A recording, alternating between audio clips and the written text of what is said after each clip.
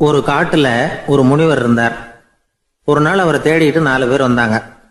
சுவாமி, எங்களுக்கு ரொம்ப நாளா ஒரு சந்தேகம்னாங்க. என்னன்னு கேட்டார்.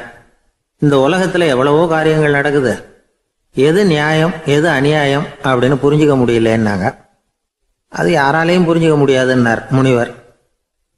வந்தவங்களுக்கு ஆச்சரியமா போச்சு, ஒரு மாதிரியா பார்த்தாங்க. இதை முனிவர் கவனிச்சார்.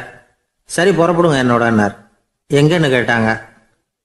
இப்போ உங்க 4 பேரையும் ஒரு புஷ்பக விமானத்துல அழைச்சிட்டு போறேன். இந்த உலகத்துல சர்வசாதாரணமா நடக்கக்கூடிய ஒரு காட்சியை உங்களுக்கு காட்ட போறேன். நீங்க பார்க்க போற அந்த காட்சி நியாயமா அநியாயமா அப்படிங்கிறத என்கிட்ட சொல்லணும். நீங்க சரியான பதில் சொன்னா புஷ்பக விமானத்துல தொடர்ந்து பிரயாணம் பண்ணலாம். தவறான பதில் சொன்னா இந்த புஷ்பக விமானம் உங்களை கீழே தள்ளி விட்டுரும் அப்படின்னார். 4 பேருக்கும் பயம்தான். இருந்தாலும் முனிவர் கூப்பிடுறாரு அப்படின்னு சொல்லி புறப்பட்டாங்க. அவங்க எல்லாரும் புறப்பட்டு ஒரு காட்டு வழியா போயிட்டு இருக்கிறாங்க புஷ்பக விமானத்துல. அங்க நடக்கிற ஒரு காட்சியை காட்டுறார் முனிவர். அதோ அங்க பாருங்கன்னார். அந்த விமானத்துல இருந்தபடியே எல்லாரும் கீழே குனிஞ்சு பாக்குறாங்க. அங்க ஒரு தாய் புலி அப்பதான் குட்டி போட்டிருக்கு. குட்டிகளை ஈன்ற உடனே பசிக்கு இறை தேடி அந்த பக்கமா வருது.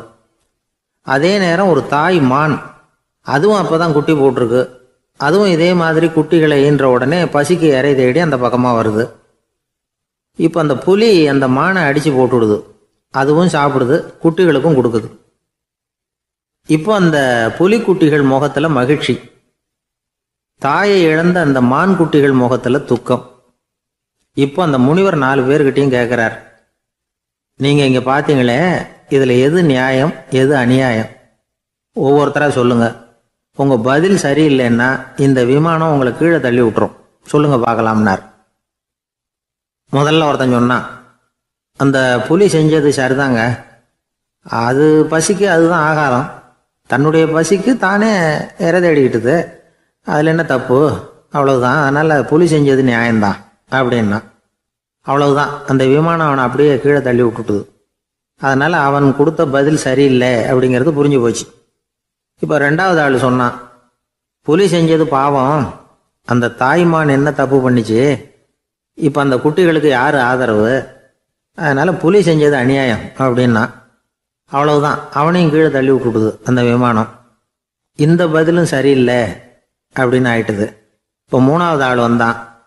முதல்ல 2 பேர் கீழே விழுந்ததை பார்த்துக்கிட்டு இருந்தான். அதனால அவன் சொன்னான், ரெண்டுமே நியாயம்தாங்க. புலி இறை தேடினதும் இயற்கை, அதுக்கு மான் இறையானதும் இயற்கை. அதனால இதுல ஒன்றும் தப்பு இல்லைன்னா. அவ்வளவுதான், அவனையும் அந்த விமானம் கீழே பிடிச்சி தள்ளி விட்டுது. இப்ப 4வது ஆள் வந்தான். முனிவர் கேட்டார், நீயாவது சொல்லுப்பா, இந்த செயல்ல எது நியாயம்னார். அவன் தெளிவா பதில் சொன்னான். அதாவது என்ன சொன்னான்னா, எனக்கு தெரியல அப்படின்னா. அவனை விமானம் கீழே தள்ளல, சௌரியமா அழைச்சிட்டு போட்டுது. இவனும் பிரயாணம் சௌக்கியமா பண்ணானா. ஆக இதுதான் சரியான பதிலுங்கிறத முனிவர் உணர்த்தினார். இந்த கதையிலிருந்து நாம புரிஞ்சுக்க வேண்டியது என்னன்னா, இந்த உலகத்துல எவ்வளவோ காரியங்கள் நடக்குது. அதெல்லாம் ஏன் அப்படி நடக்குதுங்கிறதுக்கு எப்பேற்பட்ட பண்டிதராலும் பதில் சொல்ல முடியாது. தெரியாததை தெரியாதுன்னு ஒத்துக்கிட்டா வாழ்க்கை பிரயாணம் சுகமா இருக்கும். அதனால தேவையில்லாத விஷயங்களை புரிஞ்சுக்கிறதுக்கு நேரத்தை செலவு பண்ணிட்டு இருக்கக்கூடாது. வாழ்க்கையை குழப்பிக்க கூடாது. வாழ்க்கைக்கு தேவையானது என்னவோ அதை மட்டும் புரிஞ்சுக்கிட்டா போதும். இந்த காலத்து ஆள் ஒருத்தன் ஒரு பெரியவரை தேடி வந்தான். ஐயா, ஒரு சந்தேகம்னா. என்ன உன்னுடைய சந்தேகம்னார். பகுத்தறிவுன்னா என்ன, விதின்னா என்ன அப்படின்னு கேட்டான். இதுக்கு அவரு, இப்போ உன்னுடைய வலது காலை தூக்குன்னார். தூக்கினான். சரி, இப்போ உன்னுடைய வலது காலை கீழே இறக்காம உன்னுடைய இடது காலையும் தூக்குன்னார். தூக்கினான். பொத்துன்னு கீழே விழுந்துட்டான். பெரியவர் சொன்னார், உன்னால ஒரு காலை தூக்க முடிஞ்சுது, அதுதான் பகுத்தறிவு. 2 கால்களையும் ஒரே சமயத்துல தூக்குனா அடிபடும், அப்படிங்கிறது தான் விதி அப்படின்னு விளக்கம் கொடுத்தார். இவன் தன்னுடைய விதியை நொந்துக்கிட்டே இடுப்பை பிடிச்சிக்கிட்டு அங்கேருந்து நடந்து போயிட்டான். ஒரு பெரிய அரசன் இந்த உலகம் பூராவையும் ஆண்டுகிட்டு இருந்தான். ரொம்ப காலம் அப்படி அரசாட்சி பண்ணிக்கிட்டு இருந்தான். திடீர்னு அவனுக்கும் சில எதிரிகள் முளைச்சாங்க. அவங்கெல்லாம் ஒன்று சேர்ந்து இவனை தோற்கடிச்சுட்டாங்க. தோற்று போனதும் இவனுக்கு பயம் வந்துட்டுது, எங்கே எதிரிகள் நம்ம கொண்டுடுவாங்களோ அப்படின்னு. வெளியில் வந்தால் தனக்கு ஆபத்துன்னு பயந்துக்கிட்டு யாருக்கும் தெரியாமல் ஒரு குகைக்குள்ளே போய் பதுங்கி கிடக்கிறான். நிலைமையை பாருங்க. முதல் நாள் அரண்மனையில் அதிகாரம் பண்ணிக்கிட்டு இருந்தவன் மறுநாள் குகையில் பயந்து போய் பதுங்கி கிடக்கிறான். ராத்திரி நேரம் வந்தது, பசி வயத்தை கிள்ளுது, பிச்சை எடுத்து சாப்பிட வேண்டிய நிலைமை. பிச்சை எடுக்கிறதுக்கு பாத்திரம் வேணுமே, என்ன பண்ணுறது அப்படின்னு அங்கேயும் இங்கேயும் பார்க்குறான். ஒரு மூலையில் யாரோ விட்டுட்டு போன ஒரு ஓடு கிடக்குது. அதை எடுத்துக்கிட்டு புறப்பட்டான். இருட்டில் வழி புரியல. ஏதோ ஒரு யூகத்தில் காலை மெதுவாக எடுத்து வச்சு நடந்து போயிட்டுருக்கிறான். வழியில் ஒரு கருப்பு நாய் படுத்து கிடந்தது. இருட்டில் அவன் இது கண்ணுக்கு சரியாக தெரியல. அவனுக்கு தவறி போய் காலை வச்சுட்டான். அது மேலே நாய் சும்மா இருக்குமா, வள்ளுன்னு விழுந்து கடிச்சு விட்டுது. காலை பார்க்குறான், காலத்தையும் நினச்சி பார்க்குறான். அரண்மனையில் வீரக்கழல் அணிந்த காலை உடைய மன்னா அப்படின்னு புகழ்வாங்களே புலவர்கள்லாம். ஆனால் அது இன்றைக்கி நாய் கடித்த காலம் ஆயிட்டுதே அப்படின்னு நினைக்கிறான். அது மட்டும் இல்லை, முன்னாடியெல்லாம் பொற்கிண்ணங்களில் தான் அவன் சாப்பிடுவான். ஆனால் இப்போது உடஞ்சி போன ஓட்டு, அது ஓட்டை கையில் வச்சுக்கிட்டு நிற்கிறான். அதில் யாராவது சாப்பாடு போடுவாங்களான்னு. முன்னாடியெல்லாம் நிறைய பேர் அரண்மனைக்கு வருவாங்க. அரசருக்கு காணிக்கைன்னு சொல்லி இவன் காலடியில் கொண்டாந்து கொட்டுவாங்க. அப்போலாம் இவன் அந்த ஜனங்களுடைய முகத்தை திரும்பி கூட பார்க்கறதில்ல. ரொம்ப கர்வமாக உட்காந்துருப்பான். அதே ஆள் இன்றைக்கி எல்லார் கண்ணுலேயும் படுறது மாதிரி பிச்சை எடுத்துக்கிட்டு இருக்கிறான். அப்போலாம் காணிக்கைகளை தன்னுடைய கையால் வாங்கிறது தனக்கு கௌரவ குறைச்சல்னு நினச்சி தன்னுடைய வேலைக்காரங்களை விட்டு தான் அதை வாங்க சொல்லுவான். இப்போ பார்த்தீங்கன்னா அவனே தன் கையாலேயே பிச்சை வாங்குறான். நினச்சி பாருங்கள், அந்த மனுஷன் நாள் அரசன், மறுநாள் பிச்சைக்காரன். எவ்வளோ வித்தியாசம்! செல்வம் தான் இப்படி ஒரு வித்தியாசம் ஏற்படுறதுக்கு காரணம். அப்படிப்பட்ட செல்வம் வாழ்க்கையை நடத்துறதுக்கு நமக்கு தேவை தான். ஆனால் அதையே நாம் அடைய வேண்டிய பயனாக நினைக்கிறோம் பாருங்கள், அதுதான் வேடிக்கை. இதை நம்மாழ்வார் அழகாக ஒரு பாசுரத்தில் சொல்கிறார்.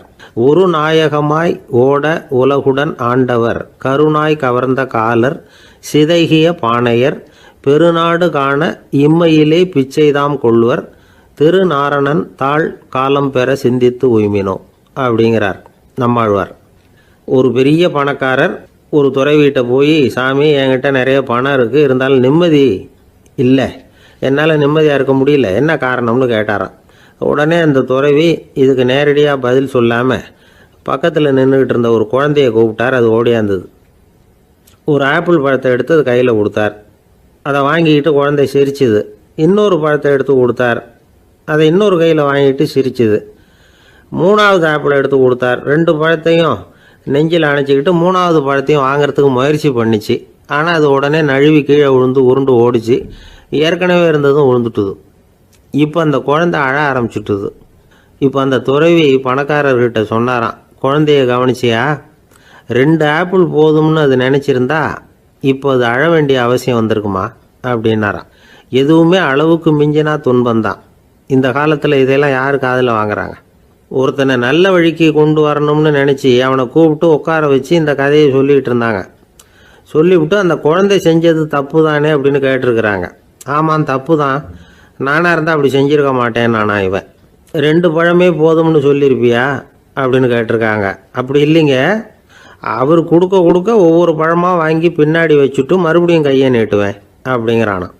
இவெல்லாம் எந்த காலத்தில் திருந்துறது? நாட்டில் நல்லவங்க ஒருத்தர் 2 பேர் இருக்கிறதுனால தாங்க மழையே பெய்யுது அப்படின்னு சொல்கிறது உண்டு. நல்லார் ஒருவர் உளரேல் அவர் பொருட்டு எல்லாருக்கும் பெய்யும் மழை. சில சமயம் ரொம்ப பேர் திடீர்னு நல்லவங்களாகிடுவாங்க போல இருக்கு. அதனால தான் விடாமல் பேய் மழையாக கொட்டி தீர்த்துடுது. எல்லாரும் நல்லவங்களாகிட்டா உலகமே தாங்காது போல இருக்க. அப்பப்போ ஒருத்தர் 2 பேர் நல்லவங்களாகணும். அப்போ தான் சீராக மழை பெய்யும். மாதத்துக்கு 3 பேர் நல்லவங்களானா மாதம் மும்மாரி பொழியும். இதெல்லாம் வேடிக்கை பேச்சு. இப்போ இதெல்லாம் ஒரு பக்கம் இருக்கட்டும். இப்போ விஷயத்துக்கு வருவோம். ஒரு கும்பலில் நல்லவன் யார் அப்படிங்கிறத எப்படி கண்டுபிடிக்கிறது? இதுக்கு ஒரு வேடிக்கை கதை உண்டு. என்னுடைய நண்பர் ஒருத்தருக்கு அவங்க பாட்டியம்மா சொன்ன கதையும் அது. அது என்ன கதைன்னா, ஒரு ஊரில் ஒரு சமயம் பலமான மழை பெய்ய ஆரம்பிச்சுட்டு தான். இடி மின்னல் ரொம்ப கடுமையாக இருந்திருக்குது. ஆரம்பித்த மழை வர வர கடுமையாக ஆகிட்டு இருக்குதே தவிர நிற்கிற பாடாக தெரியல. ஊர் ஜனங்கள்லாம் பார்த்தாங்க. இதுக்கு மேலேயும் வீட்டு உள்ள இருந்தால் ஆபத்துங்கிறத புரிஞ்சுக்கிட்டாங்க. ஏன்னா வீடெல்லாம் இடிஞ்சு விழுந்துருமோங்கிற பயம். உடனே எல்லாரும் புறப்பட்டு ஊருக்கு பொதுவாக இருந்த ஒரு மண்டபத்தில் போய் தங்கிக்கிட்டாங்க. மின்னல் கடுமையாக இருந்தது. இடி எந்த நேரத்துலையும் விழலாம்ங்கிற நிலைமை. எப்போ விழலாம்னு பார்த்துக்கிட்டு இருக்குது. அந்த மண்டபத்தில் இருந்த ஜனங்கள் மனசுக்குள்ள ஒரு பயம். நம்ம கூட்டத்தில் யாராவது ஒரு கெட்டவன் பாவம் பண்ணவன் இருந்தால் கூட இடி இந்த மண்டபத்தில் விழுந்துரும். அது எல்லாருக்கும் ஆபத்து அப்படின்னு நினச்சாங்க. சரி, இதுக்கு என்ன பண்ணலாம் அப்படின்னு யோசனை பண்ணாங்க. அந்த கூட்டத்தில் ஒரு பெரியவர் இருந்தார். அவர் ஒரு யோசனை சொன்னார். இதோ பாருங்க, அதுக்கு ஒரு வழி இருக்குது. அதோ எதிர்த்தாப்புல கொஞ்சம் தூரத்தில் ஒரு உயரமாக மரம் ஒன்று இருக்குது பாருங்க. பொதுவாக இடி வந்து சுலபமாக விழறது அது மாதிரி உயரமான மரத்தில் தான். நம்ம கூட்டத்தில் இருக்கிறவங்க எல்லாரும் ஒவ்வொருத்தராக போய் அந்த மரத்தை தொட்டுவிட்டு திரும்பி வந்துடணும். நம்மள பாவம் பண்ணவன் யாரோ அவன் அந்த மரத்தை தொடுற சமயத்தில் இடி விழுந்துடும். அவன் மட்டும் போயிடுவான். மண்டபத்தில் இருக்கிற நாமெல்லாம் பொழைச்சிக்கலாம் அப்படின்னு ஐடியா கொடுத்தார் அந்த பெரியவர். இது நல்ல யோசனையாக பட்டது. எல்லாரும் ஒத்துக்கிட்டாங்க. ஒவ்வொருத்தராக போய் அந்த மரத்தை தொட்டுவிட்டு திரும்பி வந்தாங்க. இடி எதுவும் விழலை. இன்னமும் பாவம் பண்ண ஆசாமி அதை போய் தொடலை போல இருக்கு அப்படின்னு நினச்சிக்கிட்டாங்க. ஒவ்வொருத்தராக போகிறாங்க. எல்லாரும் போய் தொட்டுவிட்டு வந்தாச்சு. இன்னும் ஒரே ஒரு ஆசாமி தான் பாக்கி. கடைசியாக இருந்த அந்த ஆள் பயந்துட்டான். இது வரைக்கும் இடி விழலைன்னா இப்போ என்ன அர்த்தம்? இப்போ நாம தான் பாக்கி, நாம தான் தப்பு பண்ண ஆள் போல இருக்கு அப்படின்னு நினச்சிட்டான். அதனால் துணிச்சலாக போய் தொடுறதுக்கு பயந்தான். தயங்கிக்கிட்டே இருந்தான். இருந்தாலும் மற்றவங்கெல்லாம் சும்மா இருப்பாங்களா? கட்டாயப்படுத்தி கழுத்தை பிடிச்சி தள்ளாத குறையா அவனை தள்ளி விட்டாங்க. போய் தொட்டுட்டு வாடான்னு. அவன் நடுங்கிக்கிட்டே போய் அந்த மரத்தை தொட்டான். அதே வினாடி ஒரு பயங்கரமான மின்னல் இடி விழுந்துட்டுது. எங்கே விழுந்தது தெரியுமா? அந்த ஆள் மேலே இல்லை, மண்டபத்தில் விழுந்தது. மண்டபத்தில் இருந்தவங்க பூரா காலி. அந்த ஒரு ஆள் மட்டும் பொழைச்சிக்கிட்டான். இந்த ஒரு ஆளை காப்பாற்றுறதுக்காக தான் இடி வந்து மண்டபத்தில் விழாமல் இருந்திருக்குது. இதுதான் கதை. அதனால் நல்லவங்க எப்படியும் தப்பிச்சுக்குவாங்க அப்படிங்கிறது ஒரு நீதி. ஒருத்தர் அப்படி தான் தெருவில் நடந்து போய்கிட்டு இருந்தான். ரொம்ப நல்லவன். எதிரில் ஒருத்தர் சைக்கிளில் வந்துக்கிட்டு இருந்தான். அதில் மோதி இவன் கீழே விழுந்துட்டான். சைக்கிள்காரன் உடனே இறங்கி இவனை தூக்கி விட்டான். இவன் எழுந்திரிச்சு அவனை முறைச்சி பார்த்தான். அப்படி பார்க்காதீங்க சார், நீங்கள் ரொம்ப புண்ணியம் பண்ணியிருக்கீங்க, அதுதான் இப்போ வந்து சைக்கிளில் மோதிக்கிட்டீங்க அப்படின்றான். என்ன அப்படி சொல்கிறேன் நான்? இவன் 10 நிமிஷத்துக்கு முன்னாடி நான் லாரி ஓட்டிகிட்டு வந்தேன், அப்போ நீங்கள் எதிரில் வந்திருந்தீங்கன்னா என்ன ஆயிருக்கும் அப்படின்னானான் அவன். ஒரு நாள் ஒரு 10-15 பள்ளிக்கூடத்து பிள்ளைங்க தேடிட்டு வந்தாங்க. உங்களை பார்த்துட்டு தான் போகணும், அதுக்காக தான் வந்திருக்கோம்னாங்க. என்ன விஷயம்னு கேட்டோம். நாங்கள்லாம் கூடி ஒரு முடிவு பண்ணியிருக்கிறோம், அதை உங்ககிட்ட சொல்லணும் அப்படின்னாங்க. அதுவும் ஒரு வாண்டு பையன் அதை சொன்னான். என்ன முடிவு அது அப்படின்னு கேட்டோம் ரொம்ப ஆர்வமாக. அதை இப்போ சொல்ல மாட்டோம், எங்களுக்கு பிடிக்கிற மாதிரி ஏதாவது ஒரு தகவல் சொன்னால் அதுக்கப்புறம் நாங்கள் அதை சொல்கிறோம் அப்படின்னா அந்த வாண்டு பையன். சரி, சின்ன பையன்கிட்ட இன்றைக்கி வசமாக மாட்டிக்கிட்டோம் அப்படின்னு நினச்சிக்கிட்டு அவங்களுக்கு தகுந்த மாதிரி ஒரு கதை சொல்ல ஆரம்பித்தோம். அது என்ன கதைன்னா, ஒரு பெரிய காடு, அதில் பலவிதமான மிருகங்கள். அந்த காட்டுக்கு ஒரு சிங்கம் தான் ராஜா. எப்பவும் காட்டுக்கு அது தானே ராஜா. ஒரு பெரிய யானைக்கு இது பொறுக்கலை. என்ன இது, எப்போ பார்த்தாலும் இங்கே சிங்கத்துக்கே ராஜா பதவி கிடைக்கிது, நான்லாம் எவ்வளவு பலசாலியாக இருக்கிறேன், அப்படி இருந்தும் எனக்கு அந்த பதவி கிடைக்கலையே அப்படின்னு தனக்குள்ளே பொறுமிக்கிட்டே இருந்தது. ராஜா பதவியை நினச்சி ரொம்ப ஏக்கம், அதுக்கு பதவி மோகம். இந்த சமயம் பார்த்து ஒரு குள்ள நரி கூட்டம் அதை தேடிட்டு வந்தது. ஐயா பெரியவங்களே, நீங்கள் இந்த காட்டுக்கு ராஜாவாக இருக்க ஆசைப்படுறீங்க, அதில் ஒன்றும் தப்பு இல்லை. ஆனால் அதுக்கு முன்னாடி நீங்கள் எங்கள் கூட்டத்துக்கு கொஞ்ச நாள் தலைவராக இருங்க, அதாவது ராஜாவாக இருங்களேன், உங்களுக்கும் ஒரு ட்ரைனிங் கிடைச்சது மாதிரி இருக்கும் அப்படின்னு சொல்லியிருக்குது இந்த கூட்டம், குள்ள நரி கூட்டம். இதை கேட்ட உடனே யானைக்கு ரொம்ப சந்தோஷம் தாங்கலை. அதுதான் எப்போன்னு பதவிக்காக காத்துக்கிட்டு இருக்குதே.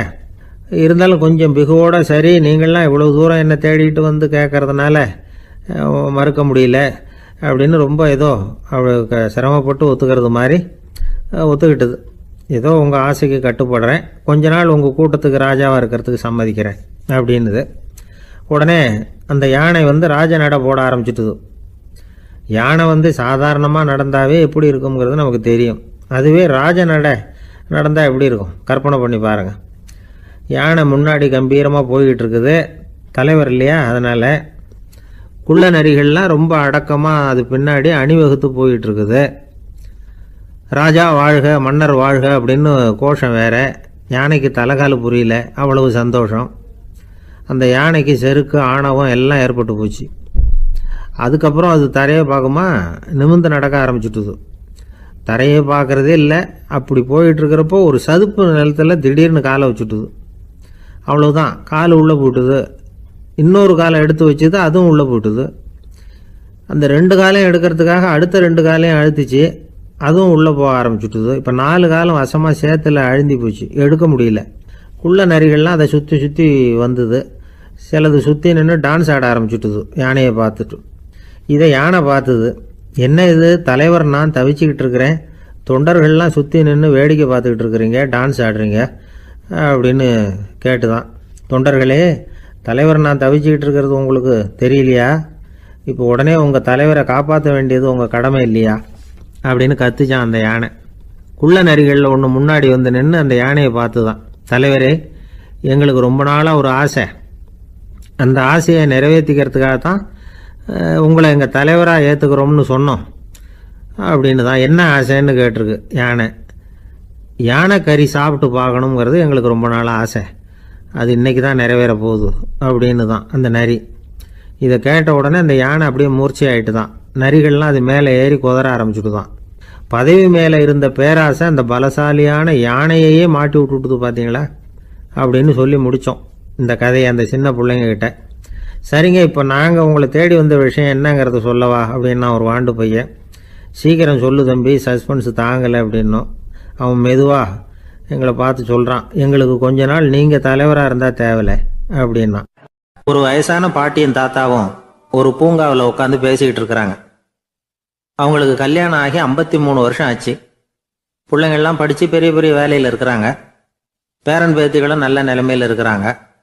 இந்த தாத்தாவும் பாட்டியும் சிரித்து பேசிக்கிட்டு இருந்ததை ஒரு பெரியவர் பார்த்தார். அவருக்கு ஆச்சரியமாக இருந்தது. இந்த வயசுலேயும் இவ்வளவு அந்யோன்யமாக இவங்க பேசிக்கிட்டு இருக்கிறாங்களே அப்படின்னு நினச்சார். சரி, நேரிலேயே கேட்டுருவோமே அப்படின்னு நினச்சிக்கிட்டு கிட்ட போனார். உங்கள் மன வாழ்க்கையின் வெற்றிக்கான ரகசியம் என்ன அப்படின்னு கேட்டார். இதை கேட்டதும் அந்த தாத்தா சிரிச்சுக்கிட்டே பாட்டியை பார்த்தாராம். அதுக்கப்புறம் சொன்னாராம், நான் இந்த அம்மாவை கல்யாணம் பண்ணிக்கிட்டதுக்கும் எங்களுடைய இல்வாழ்க்கை இவ்வளவு நாளாக பலம் குறையாமல் மகிழ்ச்சியாக இருக்கிறதுக்கும் காரணம் ஒன்று தான். அது என்ன காரணம்னா, எங்களுக்கு இடையில பொதுவாக நிறைய குறைகள் உண்டு, அதுதான் காரணம் அப்படின்னாராம். அவர் சொல்கிறது சரிதான் அப்படிங்கிறது மாதிரியே அந்த பாட்டியும் அவரை நிமிர்ந்து பார்த்தாங்களாம். இந்த பெரியவர் மறுபடியும் அந்த பாட்டியை பார்த்து அதே கேள்வியை கேட்டிருக்கார். உங்களுடைய நீண்டகால மன வாழ்க்கைக்கு கிடைச்ச வெற்றி எதனாலேன்னு சொல்ல முடியுமா அப்படின்னு கேட்டாராம். அவங்களும் சிரிச்சுக்கிட்டே பதில் சொன்னாங்களாம். என்ன பதில் தெரியுமா? சில பேரை நாம குறிப்பிட்ட பண்புகளுக்காக நேசிக்கிறோம், வேற சிலரை நாம் அந்த பண்புகள் இல்லாத குறைகளுக்காகவே விரும்பி பழகிறோம் இல்லையா அப்படின்னு கேட்டுவிட்டு தலையை குனிஞ்சுக்கிட்டாங்களாம் அந்த பாட்டியம்மா. அவங்க அப்படி சொன்னதை கேட்டதும் இவருக்கு புதுசா ஞானம் பிறந்தது மாதிரி இருந்துதான். இதுதான் மனம் நிறைந்த மன வாழ்க்கை அப்படிங்கிறார் சுவாமி சின்மயானந்தர்.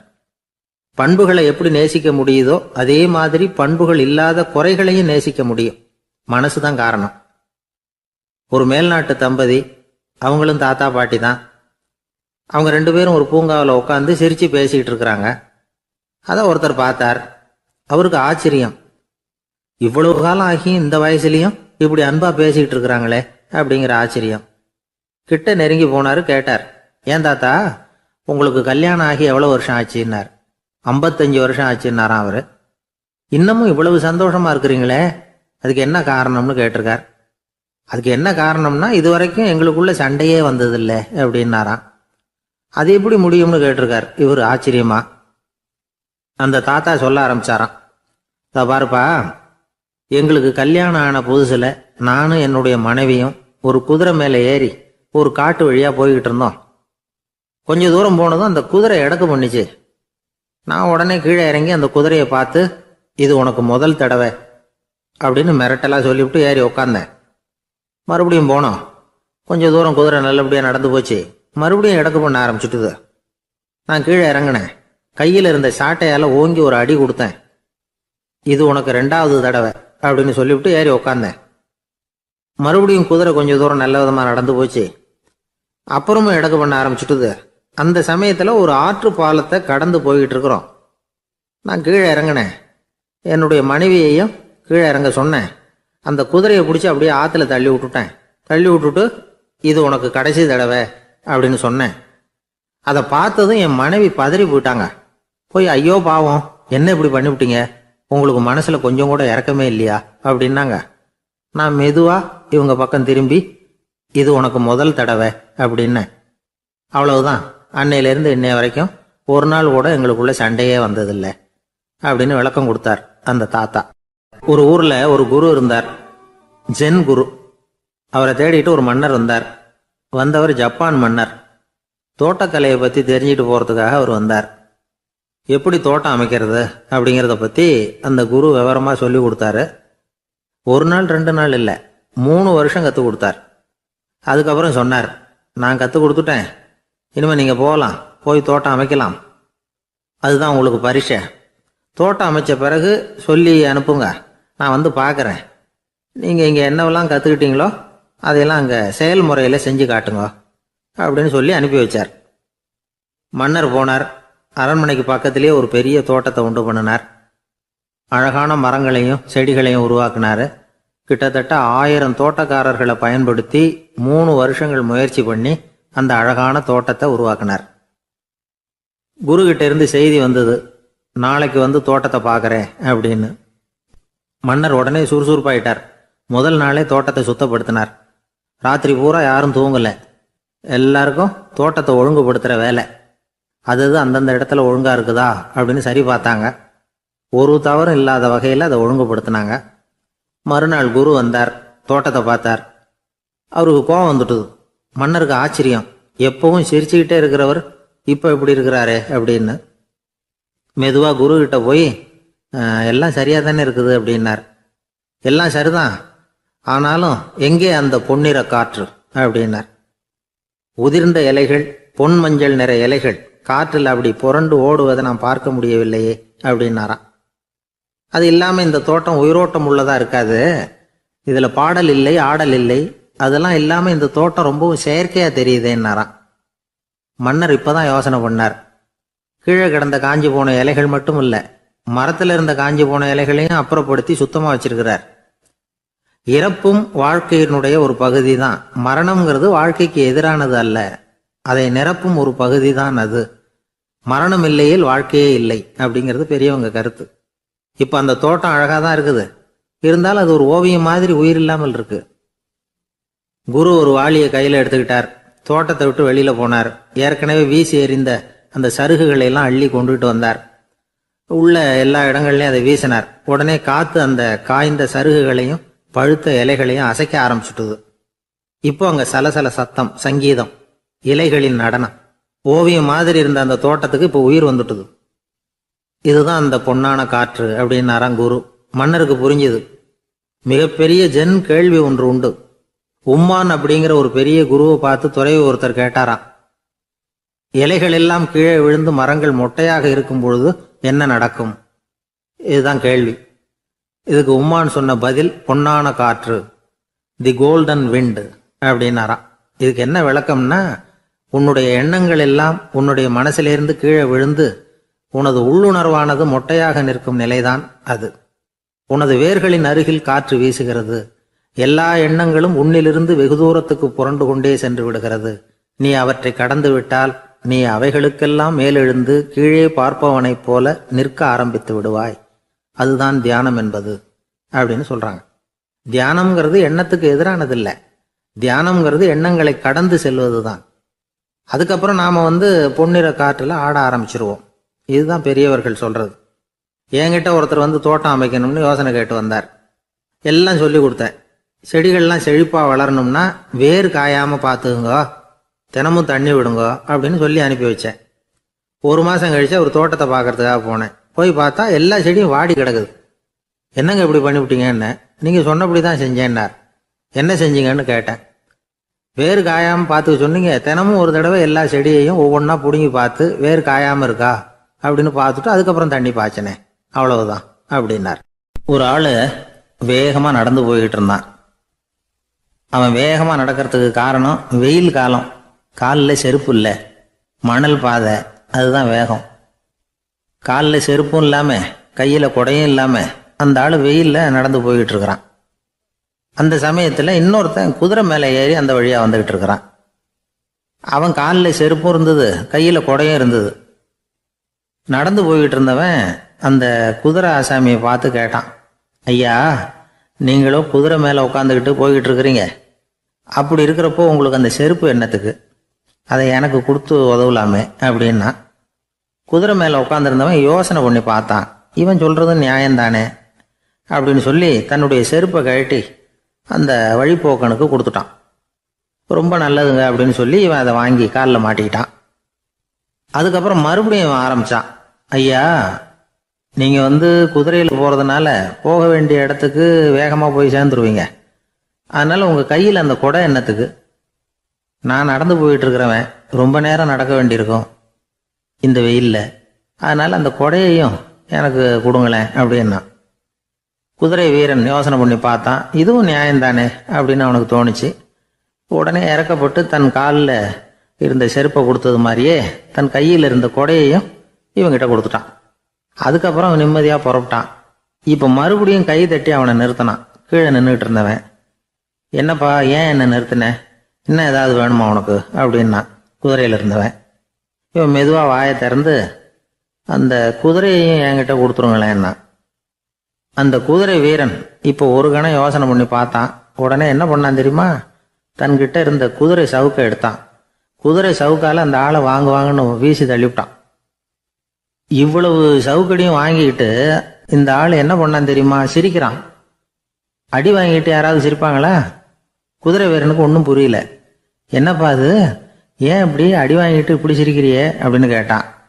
இப்போ அந்த வழிப்போக்கன் சொல்கிறான், ஐயா, நான் இப்படி சிரிக்கிறதுக்கு காரணம் இருக்கு. இப்படி குதிரை கேட்டு உங்ககிட்ட அடி வாங்கலேன்னு வச்சுக்கோங்க, என் உயிர் உள்ள வரைக்கும் மனசில் ஒரு தவிப்பு இருந்துக்கிட்டே இருக்கும். செருப்பையும் கொடையையும் கேட்ட உடனே கொடுத்தவன் குதிரையையும் கேட்டிருந்தா கொடுத்துருப்பானோ அப்படிங்கிற பேராசையில் ஏங்கிக்கிட்டே இருந்திருப்பேன். இப்போ உங்ககிட்ட அடி வாங்கின பிறகு என்னுடைய அந்த சந்தேகம் தீர்ந்து போச்சு. என்னுடைய ஆசைக்கு எல்லை எது அப்படிங்கிறத எனக்கு புரிஞ்சுட்டுது அப்படின்னு சொல்லிவிட்டு அவன் நடக்க ஆரம்பிச்சிட்டானான்.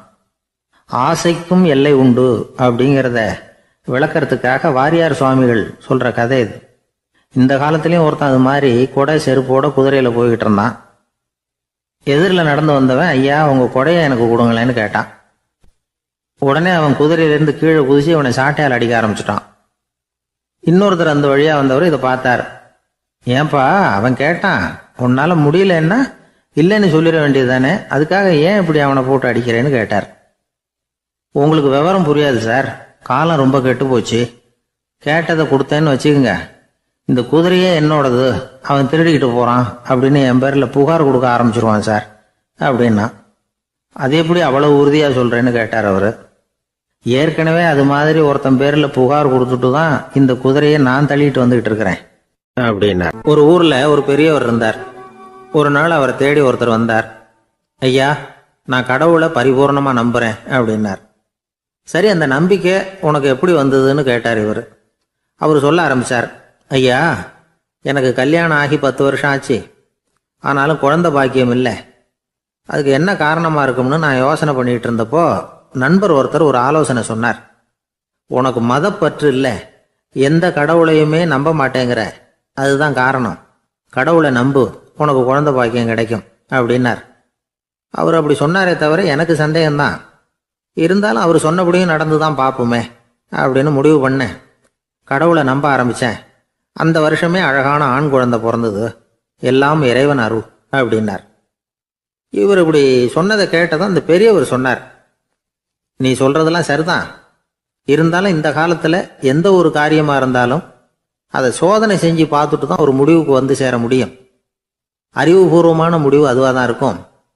அறிவியல் சோதனைகள் அப்படித்தான். ஒரு குறிப்பிட்ட விஷயத்தை பற்றி எத்தனை தடவை சோதனை பண்ணாலும் ஒரே முடிவு தான் கிடைக்கணும். அதுதான் சரியா இருக்கும். அதனால இப்போ மறுபடியும் ஒரு சோதனைன்னார். என்ன செய்யணும் அப்படின்னு கேட்டார் இவர். கடவுள்கிட்ட ஒரு பெண் குழந்தை வேணும்னு கேளு. முதல்ல ஆண் குழந்தைய கொடுத்தது மாதிரியே இப்போ ஒரு பெண் குழந்தையையும் கொடுக்குறாரா பார்க்கலாம் அப்படின்னார். சரின்னு சொல்லி இவர் அதே மாதிரி முயற்சி பண்ணினார். அதுக்கப்புறம் அவர் இந்த பெரியவர்கிட்ட வரவே இல்லை. கொஞ்ச காலம் கழித்து இவரே அவரை தேடிக்கிட்டு போய் கதவை தட்டினார். அவர் கதவை திறந்தார். என்ன ஆச்சு, கடவுள் கண் திறந்தாரா அப்படின்னு கேட்டார். அவர், அந்த சமாச்சாரம்லாம் நமக்கு வேணாம் சார். முதல் தடவை அது ஏதோ தற்செயலாக ஏற்பட்ட ஒரு சாதகம். இப்போ நீங்கள் 2வது தடவை சொன்ன பிறகு தினமும் கடவுளை வேண்டிக்கிட்டு தான் இருக்கிறேன், ஒன்றும் நடக்கலை அப்படின்னார் ரொம்ப விரக்தியாக. ஒரே ஒரு தோல்வியில் உங்கள் நம்பிக்கையெல்லாம் பறந்து போயிடுது பார்த்தீங்களா அப்படின்னார் அந்த பெரியவர். எல்லாம் நல்ல விதமாக நடக்கிற வரைக்கும் நம்பிக்கை, எதிர்பார்த்தது தோல்வியில் முடிஞ்சுட்டுதுன்னா அவநம்பிக்கை. மற்றவர்கள் பேரில் வைக்கிற நம்பிக்கை எந்த நேரத்திலையும் விவகாரமாகி விடக்கூடிய சாத்தியம் உண்டு. நாம நம்பிக்கை வைக்க வேண்டியது நம்ம கிட்ட தான். நமக்குள்ள இருக்கிறார் கடவுள். எனவே நம்ம பேர்ல நாம வைக்கிற நம்பிக்கை தான் உண்மையான கடவுள் பக்தி. நிபந்தனையற்ற நம்பிக்கையா அது இருக்கணும். எல்லாம் நல்லபடியா நடந்துகிட்டு இருந்தா எந்த முட்டாளுக்கும் நம்பிக்கை வரத்தான் செய்யும் அப்படிங்கிறது ஒரு பெரிய ஒரு கருத்து. தியானத்தின் மூலமா தான் உனக்குள்ள ஆழமா தோண்டுனா உன்னுடைய அடி ஆழத்துல நம்பிக்கை அப்படி ஊற்றெடுக்கும், அதை பார்க்க முடியும் அப்படிங்கிறது பெரியவர்கள் சிந்தனை. ஒரு குழந்தை அப்பாவை பார்த்து என்னப்பா பண்றேன்னு கேட்டுதான். பிரார்த்தனை பண்ணிட்டு இருக்கிறேன்னாராம் அப்பா. பிரார்த்தனை பண்ணுனா என்ன கிடைக்கும் அப்படின்னு கேட்டுதான் குழந்தை. எல்லாம் கிடைக்கும் அப்படின்னாராம் அப்பா. நீ வச்சிருக்கிறிய பேனா அது கூட கிடைக்குமான்னு கேட்டுதான் குழந்தை. கிடைக்குமேன்னு இருக்கார். அப்படின்னா அந்த பேனாவை என்கிட்ட கொடுத்துரு, நீ பிரார்த்தனை பண்ணி வேற பேனா வாங்கிக்கோ அப்படின்னு தான் அந்த குழந்தை. ஒரு பெரிய தத்துவ சிந்தனையாளர் இருந்தார், சுவாங்சு அப்படின்னு பேரு. அவருடைய மனைவி ஒரு நாள் திடீர்னு காலமாயிட்டாங்க. ஐயோ பாவம், அவர் ரொம்ப வருத்தப்படுவார், போய் ஆறுதலாக 4 வார்த்தை பேசிவிட்டு வரலாம் அப்படின்னு நினச்சிக்கிட்டு நிறைய பேர் அவரை தேடிட்டு வந்தாங்களாம். வந்தவங்களுக்கு ஆச்சரியம். ஏன்னா இவர் வருத்தப்பட்டுக்கிட்டு இருப்பார் அப்படின்னு தானே எதிர்பார்த்தாங்க. அப்படி இல்லை, தாளம் போட்டுக்கிட்டு உட்காந்துருக்கிறார். தாளத்துக்கு தகுந்த மாதிரி பாட்டு வேற பாடிக்கிட்டு இருக்கிறார். என்ன மனுஷன் அவர், கொஞ்சம் கூட கவலை இல்லாமல் இப்படி இருக்கிறாரு அப்படின்னு நினச்சாங்க. ஒருத்தர் துணிஞ்சு அவர்கிட்ட கேட்டுவிட்டார், என்னங்க இது இப்படி அப்படின்னு. அதுக்கு அவர் என்ன சொன்னார் தெரியுமா? இதை பாருங்க, என்னுடைய மனைவி பிறக்கிறதுக்கு முன்னாடி அவளுக்கு உயிரும் கிடையாது, உடலும் கிடையாது. அதுக்கு பிறகுதான் உயிர் வந்தது, உடல் வந்தது, அந்த உருவம் வந்தது. இப்போ என்ன ஆச்சு? அந்த உருவமும் உயிரும் போயிட்டுது, அவ்வளவுதானே. வந்தது போயிட்டுது. இளவேனில் காலம், இலையுதிர் காலம், பனிக்காலம், இப்படி பருவங்கள் மாறி மாறி வருது இல்லையா? அது மாதிரி பிறப்பும் இறப்பும் மாறி மாறி வருது. இது இயற்கை. இதுக்காக அழுதா அது எப்படி அப்படின்னாராம். ஞான தெளிவு அடைஞ்சவங்களுக்கு எல்லாமே சுகம்தான். திருவள்ளுவரும் அதைத்தான் சொல்றார், உறங்குவது போலும் சாக்காடு, உறங்கி விழிப்பது போலும் பிறப்பு. தூங்குறதுக்கெல்லாம் நாம் வருத்தப்பட்டுக்கிட்ட இருக்கிறோமா? இன்னைக்கு தூங்க வேண்டியிருக்குதே, இன்னும் கொஞ்சம் நேரத்தில் நான் தூங்க வேண்டியிருக்கு அப்படின்னு சொல்லி யாராவது அழுதுகிட்டு இருப்பாங்களா? அதனால் இந்த உலக வாழ்க்கையினுடைய இயல்பை யதார்த்தத்தை நாம் தெளிவாக புரிஞ்சுக்கணும். அப்படி புரிஞ்சுக்கிட்டா நாம் கவலை இல்லாமல் வாழ முடியும். ஒரு வயசான தாத்தா பாட்டி 60 வருஷத்துக்கு முன்னாடி அவங்களுக்கு கல்யாணம் ஆச்சு. ஒன்றாவே வாழ்ந்தாங்க, ஒன்றாவே இறந்து போனாங்க. இப்போ அவங்க 2 பேரும் சொர்க்கத்துக்கு போய் சேர்ந்தாங்க. அங்கே எல்லா வசதியும் இருந்தது. ஒரு பெரிய பங்களாவே இவங்களுக்கு ஒதுக்கி கொடுத்தாங்களாம். இதுக்கு எவ்வளவு வாடகைன்னு கேட்டார் தாத்தா. வாடகையெல்லாம் கிடையாது, இலவசம் அப்படின்னார் அங்கே இருந்தவர். அந்த வீட்டுக்கு பின்னாடி ஒரு பெரிய புல்வெளி இருந்தது. இதில் விளையாட ஏதாவது கட்டணம் உண்டான்னு கேட்டிருக்கார் தாத்தா. அதெல்லாம் ஒன்றும் கிடையாது, பணம்லாம் கட்ட வேண்டியதில்லை அப்படின்னார் அவர். பக்கத்தில் ஹோட்டல் மாதிரி ஒரு பெரிய கட்டடம், உள்ள சாப்பாட்டு மேஜைகள், அது மேலே விதவிதமான பலகாரங்கள். சாப்பாட்டுக்கெல்லாம் எவ்வளவு அப்படின்னு விசாரிச்சாராம் தாத்தா. அதுதான் சொன்னேனே, இங்கே எல்லாமே இலவசம்தான், எது வேணும்னாலும் சாப்பிட்லாம், எவ்வளவு வேணும்னாலும் சாப்பிட்லாம் அப்படின்னாரா. நீங்கள் சொல்கிறீங்க அப்படி, ஆனால் நான் சர்க்கரை சேர்த்துக்கக்கூடாது, உப்பு சேர்த்துக்கக்கூடாது, பாட்டி கையால் எப்பவும் பத்திய சாப்பாடு தான் அப்படின்னாராம் தாத்தா. இதை பாருங்கள், இங்கே உங்களுக்கு அந்த கவலையும் வேண்டியதில்லை. இங்கே நீங்கள் ஸ்வீட்டு சாப்பிட்லாம், காரம் சாப்பிட்லாம், உங்களுக்கு எந்த நோயும் வராது அப்படின்னாராம் அங்கே சொர்க்கத்தில் இருந்தவர். இதை கேட்ட உடனே அந்த தாத்தா பக்கத்தில் நின்ன பாட்டியை பார்த்து கத்தினாராம், அடி பாவி, எல்லாத்தையும் கெடுத்துட்டியே, நீ எனக்கு பத்திய சாப்பாடு போடாமல் கண்டதை திங்க விட்டுருந்தா 10 வருஷத்துக்கு முன்னாடியே நான் இங்கே சேர்ந்துருப்பேனே அப்படின்னாராம். ஒரு நண்பர் ஆனந்தமா சிகரெட் பிடிச்சிக்கிட்டு இருந்தார். இந்த பழக்கத்தை விட்டுவிடுங்களேன் அப்படின்னு சொல்லி பார்த்தோம். விட்டுடலாம்னு தான் பார்க்குறேன், ஆனால் முடியலையேன்னார். மனசு வச்சா எல்லாம் முடியும் அப்படின்னும். அவர் கொஞ்ச நேரம் யோசனை பண்ணார். அப்புறம் சொன்னார், சரி சார், இதுதான் நான் பிடிக்கிற கடைசி சிகரெட் அப்படின்னு சொல்லி ரொம்ப அழுத்தமாக புகையை உள்ளுக்கு இழுத்தார். அதுக்கப்புறம் அந்த துண்டு சிகரெட்டை வீசி எறிஞ்சுட்டார். ஒருத்தர் இது மாதிரி தீர்மானம் பண்ணி தன்னுடைய கடைசி சிகரெட்டை தூக்கி எறிஞ்சுட்டாருன்னா அது ஒரு பெரிய விஷயம்தான். அதுக்கு பிறகு அவர் உடம்புல படிப்படியா என்னென்ன மாற்றங்கள் நடக்கும் அப்படிங்கிறத பத்தி ஒரு விவர பட்டியலே வெளியிட்டு இருக்கிறாங்க. அது என்ன விவரம் தெரியுமா? ஒருத்தர் புகைப்பிடிக்கிற பழக்கத்தை நிறுத்துறாருன்னு வச்சுங்க. அப்படி அவர் நிறுத்தின 20 நிமிடங்களுக்குள்ள உயர் ரத்த அழுத்தம், உடல் வெப்பம், நாடி துடிப்பு இதெல்லாம் சரியான நிலைமைக்கு வந்துருதான். 8 மணி நேரத்துக்குள்ள இந்த ஸ்மோக்கர்ஸ் பிரீத் அப்படிங்கிற தன்மை மறைஞ்சிருதான். ரத்தத்தில் உள்ள கார்பன் மோனாக்சைடு அளவு குறையுதான், ஆக்சிஜன் அளவு கூடுதான், சரியான அளவுக்கு வந்துருதான். ஒருத்தர் கடைசி சிகரெட்டை தூக்கி எறிஞ்சுட்டாருன்னா 24 மணி நேரத்துக்குள்ள மாரடைப்பு ஏற்படுறதுக்கான வாய்ப்பு குறைஞ்சோடுதான். 48 மணி நேரத்துக்குள்ள உணர்வு நரம்புகளின் முனைப்பகுதிகள் மறுபடியும் ஒன்று சேர்ந்துருதான். அதனால நாக்கு சுவை உணர்வு, மூக்கின் முகரும் சக்தி இதெல்லாம் மேம்படுதான், நல்ல நிலைமைக்கு வந்துருதான். சிகரெட்டை நிறுத்தின 3 நாளுக்குள்ள மூச்சு விடுறது சுலபமாயிடுதான். இப்படி அவங்க பட்டியல் நிறைய சொல்றாங்க. 2 அல்லது 3 மாசத்துக்குள்ள என்ன ஆகும் தெரியுமா? ரத்த ஓட்டம் மேம்படுது, நடக்கிறது சுலபமாயிடுது. நுரையீரல் கொள்ளளவு 30% அதிகரிக்குது. 1 to 9 மாசத்துக்குள்ள சுவாச குறைபாடுகள் நீங்குது. நுரையீரல்ல இருக்கக்கூடிய இந்த அசுத்தம் வடிகட்டும் திசுக்கள் சரியா வேலை செய்ய ஆரம்பிச்சிருது. 1 வருஷத்துக்குள்ள இந்த இதய அழுத்த நோய்க்கான வாய்ப்பு பாதியா குறைஞ்சிருது. இந்த சிகரெட்டை நிறுத்தின 5 வருஷத்துக்குள்ள ஒரு நாளைக்கு 1 பாக்கெட் சிகரெட் பிடிக்கிறவர்கள நுரையீரல் புற்றுநோயினால சாகிறவர்கள் எண்ணிக்கை பாதியா குறைஞ்சிருது. புற்றுநோய் செல்கள் சீரமைக்கப்படுது. ஆக ஒருத்தர் புகைக்கிறத விட்டுணும்னு தீர்மானம் பண்ணி தன் கையில இருக்கிற சிகரெட்டை இதுதான் கடைசின்னு சொல்லி தூக்கி எறிஞ்சுட்டா அதுக்கப்புறம் படிப்படியா இவ்வளவு நன்மைகளும் மாற்றங்களும் ஏற்படுறதாக இந்த அமெரிக்கன் கேன்சர் சொசைட்டி தெரிவிச்சிருக்குது. அதனால புகைப்பழக்கம் உள்ளவங்க இதெல்லாம் கொஞ்சம் யோசிச்சு பார்த்து அந்த பழக்கத்தை விட்டு விடுறது ரொம்ப நல்லது. ஆனா அதையெல்லாம் நாம சொன்னா யாரு கேட்கறாங்க? என்னுடைய நண்பர் ஒருத்தர் புகைப்பழக்கம் உள்ளவர், அவர் என்கிட்ட சொன்னார், சார் சிகரெட் பிடிக்கிற பழக்கத்தை விட்டு விடுறது என்னை பொறுத்த வரைக்கும் ஒன்றும் பெரிய கஷ்டமான செயல் இல்லை, அது ரொம்ப சுலபம் அப்படின்னார். எப்படி சொல்றீங்கன்னு கேட்டேன். நான் ஏற்கனவே 20 தடவை அந்த பழக்கத்தை விட்டுருக்கேன் சார் அப்படின்னார் ரொம்ப பெருமையா. அளவுக்கு மிஞ்சினால் அமிர்தமும் நஞ்சு அப்படின்னு சொல்லுவாங்க. அது உண்மைதான். ஒருத்தருக்கு அளவுக்கு மீறிய புகழ் வந்துட்டுதுன்னு வச்சுங்க, அது கூட ஆபத்தாக போயிடுறது உண்டு. பழங்காலத்துல எல்லாம் கிரேக்க தேசத்தில் ஒரு பழக்கம் உண்டாம்.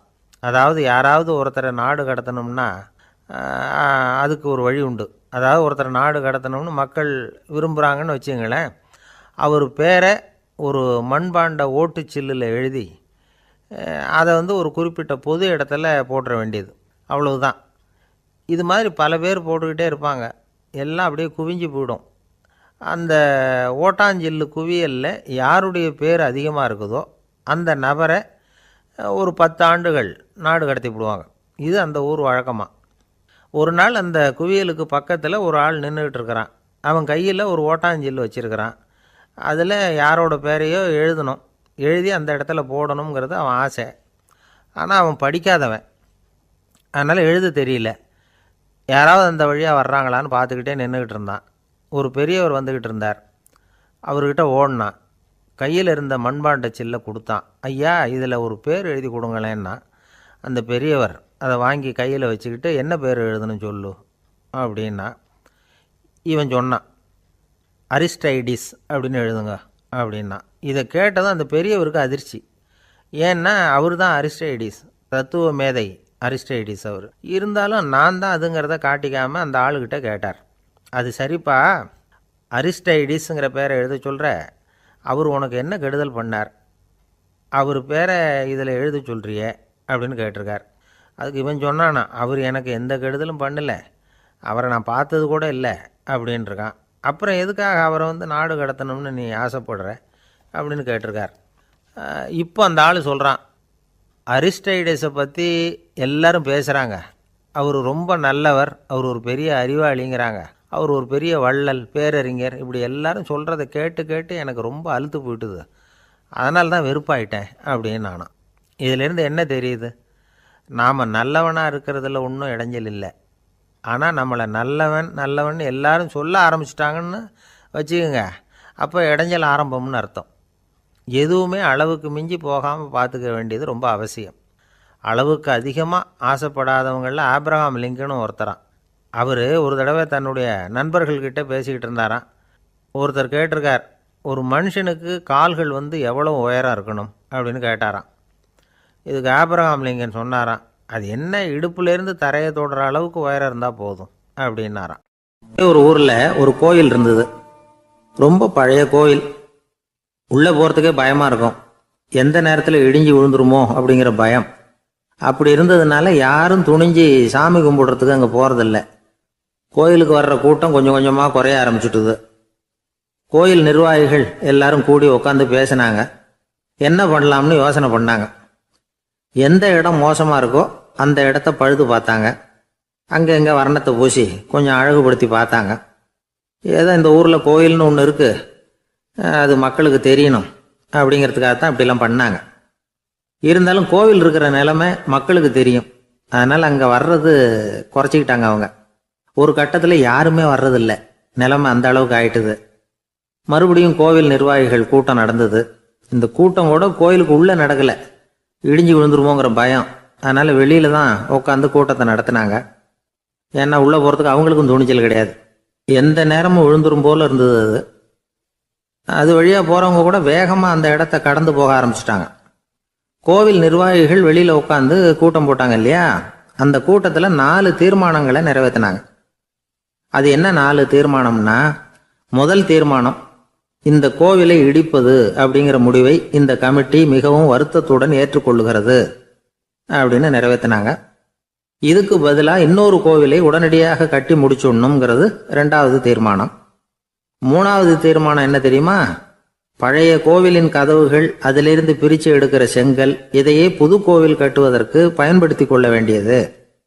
பழைய கோவில் இருந்த மாதிரியே அதே வடிவத்தில் புது கோவிலையும் கட்ட வேண்டியது. பழைய கோவிலின் அஸ்திவாரத்தை அப்படியே வச்சுக்கிட்டு அதுக்கு மேலே நாம் கோயிலை கட்டிக்க வேண்டியது. இதுதான் 3வது தீர்மானம். இதையும் கமிட்டி முழு மனசோட ஏற்றுக்கிட்டது. இது வரைக்கும் சரி. இப்போ அந்த கமிட்டி 4வதா ஒரு முக்கியமான தீர்மானத்தை கொண்டுகிட்டு வந்து அதையும் ஏகமனதாக நிறைவேற்றி விட்டது. அது என்ன தீர்மானம்னா, புதிய கோவில் கட்டி முடிக்கிற வரைக்கும் பழைய கோவிலை இடிக்கிறதில்லை அப்படிங்கிற தீர்மானம். எப்படி இருக்குது பாருங்க இது. பழசை இடிக்காத வரையில் அதே இடத்துல புதுசாக எப்படி கட்ட முடியும்? பல விஷயங்களில் நாம் நடந்துக்கிற முறையும் இப்படி தான் இருக்குதான். வாழ்க்கையில் முன்னேறணும்னு ஆசைப்படுவோம், அதே நேரத்தில் அந்த முன்னேற்றத்துக்கு எது தடையாக இருக்கோ அதை விட்டு விடுறதுக்கும் மனசு வராது. வெளிநாட்டில் ஒரு பெரிய விருந்து நடந்துக்கிட்டு இருந்துதான். எல்லாரும் மது கோப்பையும் கையுமா அலைஞ்சிக்கிட்டு இருக்கிறாங்க. ஒருத்தர் மட்டும் கையில் எதுவும் இல்லாமல் ரொம்ப நல்ல பிள்ளையா சாதுவா ஒரு ஓரமாக தனியாக உட்காந்துருக்கிறார். அவர்கிட்ட நெருங்கி வாங்க மது சாப்பிடலாம் அப்படின்னு கூப்பிட்டாங்களாம். என்னை வற்புறுத்தாதீங்க, நான் என் மனசுக்குள்ள உறுதியாக தீர்மானம் பண்ணிவிட்டேன் அப்படின்னாராம். என்ன தீர்மானம் பண்ணியிருக்கீங்க அப்படின்னு கேட்டிருக்காங்க. ஏற்கனவே முழு போதையில் இருக்கும் பொழுது மறுபடியும் மது கோப்பையை தொடரதில்லை அப்படின்னு தீர்மானம் பண்ணியிருக்கேன் அப்படின்னாராம். நம்ம உடம்புல ரத்த அழுத்தம் இருக்குதே, அது நல்லதா கெடுதலா? உடனே அது கெடுதல்னு தான் சொல்லுவோம், ஆனால் உண்மை அது இல்லை. இயற்கையாக உள்ள ரத்த அழுத்தம் நம்ம உடம்புக்கு தேவையான ஒன்று. அந்த அழுத்தம் அதிகமாக போனாதான் கெடுதல். அதை தான் நாம் பிபின்னு சொல்கிறோம். ஆனால் அது உண்மையிலேயே உயர் ரத்த அழுத்தம், ஹைப்பர் டென்ஷன். இதயம்ங்கிறது ஓயாமல் வேலை செஞ்சுக்கிட்டு இருக்கிற ஒரு பம்பு. இதயம் சுருங்கி ரத்தத்தை பம்பு செய்கிறப்போ ரத்த அழுத்தம் கூடுதலாக இருக்கும். இதுக்கு பேர் சிஸ்டாலிக் பிளட் ப்ரெஷர் அப்படின்னு பேர். இதயம் விரிந்த நிலைக்கு திரும்புறப்போ ரத்த அழுத்தமும் குறையுது. இதுக்கு பேர் டயஸ்டாலிக் பிளட் ப்ரெஷர் அப்படின்னு பேர். இப்படி இது மாறி மாறி இருக்கும். இந்த பிபி 140 90 இப்படின்லாம் சொல்றாங்கல்ல, இதுதான்.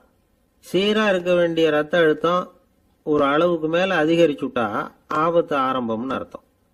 சரி, இந்த உயர் ரத்த அழுத்தம் உண்டாகிறதுக்கு என்ன காரணம்? இதனால தான் இது வருதுன்னு ஒரு காரணத்தை குறிப்பிட்டு சொல்ல முடியாது.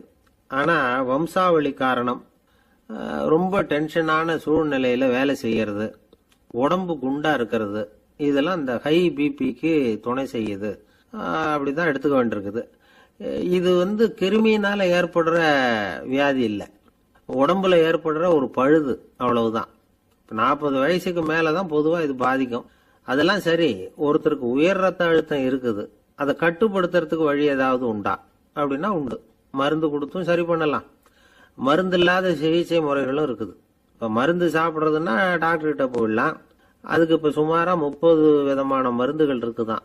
மருந்தோட உடல் கட்டுப்பாடும் மனக்கட்டுப்பாடும் சேர்ந்ததுன்னா ரொம்ப விசேஷம். அது இருக்கட்டும், மருந்து இல்லாமல் நாம் செய்ய வேண்டியது என்ன, அதை தெரிஞ்சுக்குவோம். முதல்ல சீரான உடற்பயிற்சி, வாக்கிங் ரொம்ப நல்லது. மனசை அமைதிப்படுத்துறதுக்கு யோகாசனம், ஆழ்நிலை தியானம், இது மாதிரியான பயிற்சிகள் நல்லது. ஒரு காலத்துல யோகாசனம் பண்ணுங்க தியானம் பண்ணுங்கன்னு சொன்னா ஒரு மாதிரியா பார்த்தாங்க. இப்போ மருத்துவ நிபுணர்களே அதெல்லாம் ரொம்ப அவசியம்தான் அப்படின்னு சொல்றாங்க. இன்னொரு அதிசய சிகிச்சை முறை இப்போ வழக்கத்துக்கு வந்திருக்குது. பயோ ஃபீட்பேக் அப்படின்னு பேர். மூளையின் அழுத்த அலைகளை பதிவு பண்ணி அதை மறுபடியும் உடம்புக்குள்ள செலுத்தி இந்த ரத்த அழுத்தத்தை சீராக்கி போடுறாங்க. சில பேருக்கு இந்த ஹை பிபி பார்டர் லைன்ல இருக்கும். அவங்களுக்கெல்லாம் மருந்துகள் அவசியம் இல்லை. வாழ்க்கை முறையில் சில மாற்றங்களை பண்ணிக்கிட்டாவே போதும். பிஹேவியரல் மாடிஃபிகேஷன்ஸ்னு சொல்றாங்க. அது எப்படின்னா, பரபரப்பான வாழ்க்கை முறையை தவிர்க்கணும். புகைப்பிடிக்கிற பழக்கம், மது அருந்தும் பழக்கம் இதெல்லாம் இருந்தால் விட்டுடணும். சாப்பாட்டில் உப்பை குறைக்கணும். கொழுப்பு சத்து ஆகாரங்களை குறைச்சிக்கணும். முடிஞ்சா விட்டுடலாம். குடும்பத்தில் ஏற்கனவே யாருக்காவது ஹை பிபி இருந்தால் சந்ததிகள் ஜாக்கிரதையாக இருக்கணும். நடுத்தர வயசு அடைஞ்சவங்க அப்பப்போ அந்த பிபி செக் பண்ணிக்கிறது நல்லது. டாக்டர் சொல்கிறத நம்மள பல பேர் சரியாகவே கேட்கறது இல்லை. அதனால தான் இடைஞ்சல். ஒரு ஆள் பிபின்னு சொல்லி டாக்டர்கிட்ட போனான். உடம்பு குண்டா இருக்கு, அதை குறைக்கணும், முதல்ல தினமும் உடற்பயிற்சி பண்ணு அப்படின்னார். சரின்னு சொல்லிவிட்டு வந்தான், செஞ்சான். கொஞ்ச நாள் கழிச்சு மறுபடியும் டாக்டர்கிட்ட போனான். என்னப்பா எக்ஸசைஸ் பண்ணியா அப்படின்னு கேட்டார். தினமும் பண்ணினேன் டாக்டர்னா. என்ன பண்ணேன்னு கேட்டார். முன்னெல்லாம் சிகரெட்டை கடையில் வாங்குவேன், இப்போ நான் அப்படி வாங்குறத விட்டுட்டேன். தினமும் நானே என் கையாலேயே உருட்டி தயார் பண்ணுறேன் டாக்டர். இது ஒரு எக்ஸசைஸ் தானே அப்படின்னா. ஊரில் ஒரு ஆள் இருந்தான். அவன் ஒரு நாள் கோயிலுக்கு போனான். கடவுள்கிட்ட வேண்டிக்கிட்டான், எனக்கு ஒரு 1,00,000 நீ கொடுத்தா நான் உன் சன்னதியில் ஒரு தேங்காய் உடைக்கிறேன் அப்படின்னு வேண்டிக்கிட்டான். கடவுள் பார்த்தார். உடனே அவன் கண் முன்னாடி தோன்றினார். இந்தா நீ கேட்ட 1,00,000 ரூபாய் அப்படின்னு சொல்லி அவன் கையில் பணத்தை கொடுத்துட்டு மறைஞ்சிட்டார். இவனால் நம்பவே முடியல. இவ்வளவு சுலபமாக கிடைக்கும்னு தெரிஞ்சிருந்தா அனாவசியமாக ஒரு தேங்காய் உடைக்கிறேன்னு வேண்டியிருக்க வேண்டியது இல்லையே அப்படின்னு நினச்சான். இருந்தாலும் வேண்டுதலை நிறைவேற்ற வேண்டியது கடமை. அதுக்காக என்ன பண்ணால், பக்கத்தில் ஒரு கடைக்கு போனான். ஒரு தேங்காயை கையில் எடுத்தான். இது என்ன விலைன்னு கேட்டான். 5 ரூபான்னார் கடையில் இருந்தவர். அதிகமாக இருக்குதே விலைன்னா. அப்படின்னா ஒன்று செய்யுங்க, அடுத்த ஊருக்கு போங்க, அங்கே தென்னந்தோப்பு அதிகம், அதனால் அங்கே இதை விட குறைஞ்ச விலைக்கு கிடைக்கும் அப்படின்னார். சரின்னு அடுத்த ஊருக்கு கிளம்புனான். அங்கே போய் விசாரித்தான். ஒரு தேங்காய் 3 ரூபாய் விலைன்னாங்க. இதுவும் அதிகமாக தெரியுதேன்னா. அப்படின்னா ஒன்று செய்ய, அதோ அந்த ஆற்று ஓரமாக ஒரு தென்னை மரம் இருக்கு பார், அதில் நீயே ஏறி பறிச்சுக்கோ, ஒரு தேங்காய்க்கு 1 ரூபா கொடுத்தா போதும் அப்படின்னார் அந்த தோப்புக்கு சொந்தக்காரரு. இவனுக்கு மரம் ஏற தெரியாது. இருந்தாலும் ஆசை யார விட்டுது, விலை சல்லிசாக இருக்குதே. ஆற்று ஓரம் போனால் தட்டு தடுமாறி அந்த மரத்தில் ஏறினா அந்த தென்னை மரம் வளைஞ்சி ஆற்று பக்கம் போய் அப்புறம் நிமிர்ந்து இருந்தது. அதாவது மரத்தின் உச்சி சரியாக ஆற்றுக்கு நடுவில் இருந்தது. ஆற்றுல வெள்ளம் கரை புரண்டு ஓடிக்கிட்டு இருக்கு. இவன் கடவுள் கொடுத்த 1,00,000 ரூபாயை மடியில் வச்சு இறுக்கி கட்டிக்கிட்டான். உச்சிக்கு போய் காய் பறிக்கிற சமயத்தில் காற்றும் மழையும் பலமாக கலந்து அடிக்க ஆரம்பிச்சுட்டுது. கால் வழுக்கி விட்டுட்டுது.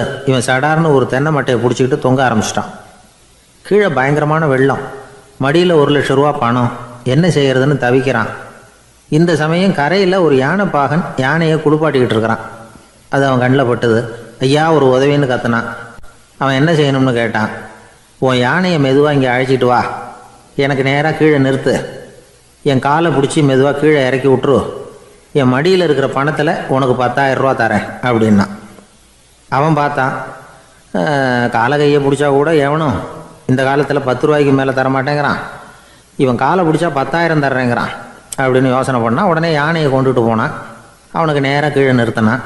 அவன் காலை பிடிச்சான். அவ்வளவுதான். அந்த நேரம் பார்த்து யானை மெதுவாக நடந்து அப்பால் போட்டுது. இப்போ யானைப்பாகன் அவன் காலை கெட்டியாக பிடிச்சிக்கிட்டு தொங்குறான். பரிதாபமாக மேலே பார்க்குறான். அவன் மட்டையை பிடிச்சிக்கிட்டு தொங்குறான். இப்போ யானைப்பாகன் சொல்கிறான், தம்பி மட்டையை விட்டுறாத, கெட்டியாக பிடிச்சிக்கோ, நான் உனக்கு 10,000 ரூபா தரேன், இதோ மடியில் தான் வச்சுருக்கேன்னா. மேலே தொங்குறவனுக்கு இந்த நிலைமையிலேயும் ஒரு சந்தோஷம், மேற்கொண்டு ஒரு 10,000 ரூபா நமக்கு கிடைக்கும் போல இருக்கே அப்படின்னு. இந்த சமயத்தில் ஒருத்தன் ஒட்டகத்தை ஓட்டிகிட்டு வந்தான் அந்த பக்கமாக குளிப்பாட்டுறதுக்கு. யானைப்பாகன் பார்த்துட்டான். ஐயா ஒட்டகக்காரரே, அதை இங்கே கொண்டுட்டு வா, எங்கள் காலை பிடிச்சி பத்திரமா இறக்கி விடு, நாங்கள் பணம் கொடுக்குறோம்னா. அவனும் பணத்துக்கு ஆசைப்பட்டு வந்தான். அவன் காலை பிடிக்கிற சமயம் ஒட்டகமும் நழுவி போட்டுது. இப்போ 3 பேருமே வரிசையாக தொங்குறாங்க. ஒட்டகக்காரன் கத்துறான், தம்பி மட்டையை விட்டுறாத, கெட்டியாக பிடிச்சிக்கோ, நான் என் மடியில் இருக்கிற 5,000 உனக்கு தந்துடுறேன்னா. மேலே தொங்குறவனுக்கு இன்னமும் சந்தோஷம், இவனும் பணம் தர்றேங்கிறான்.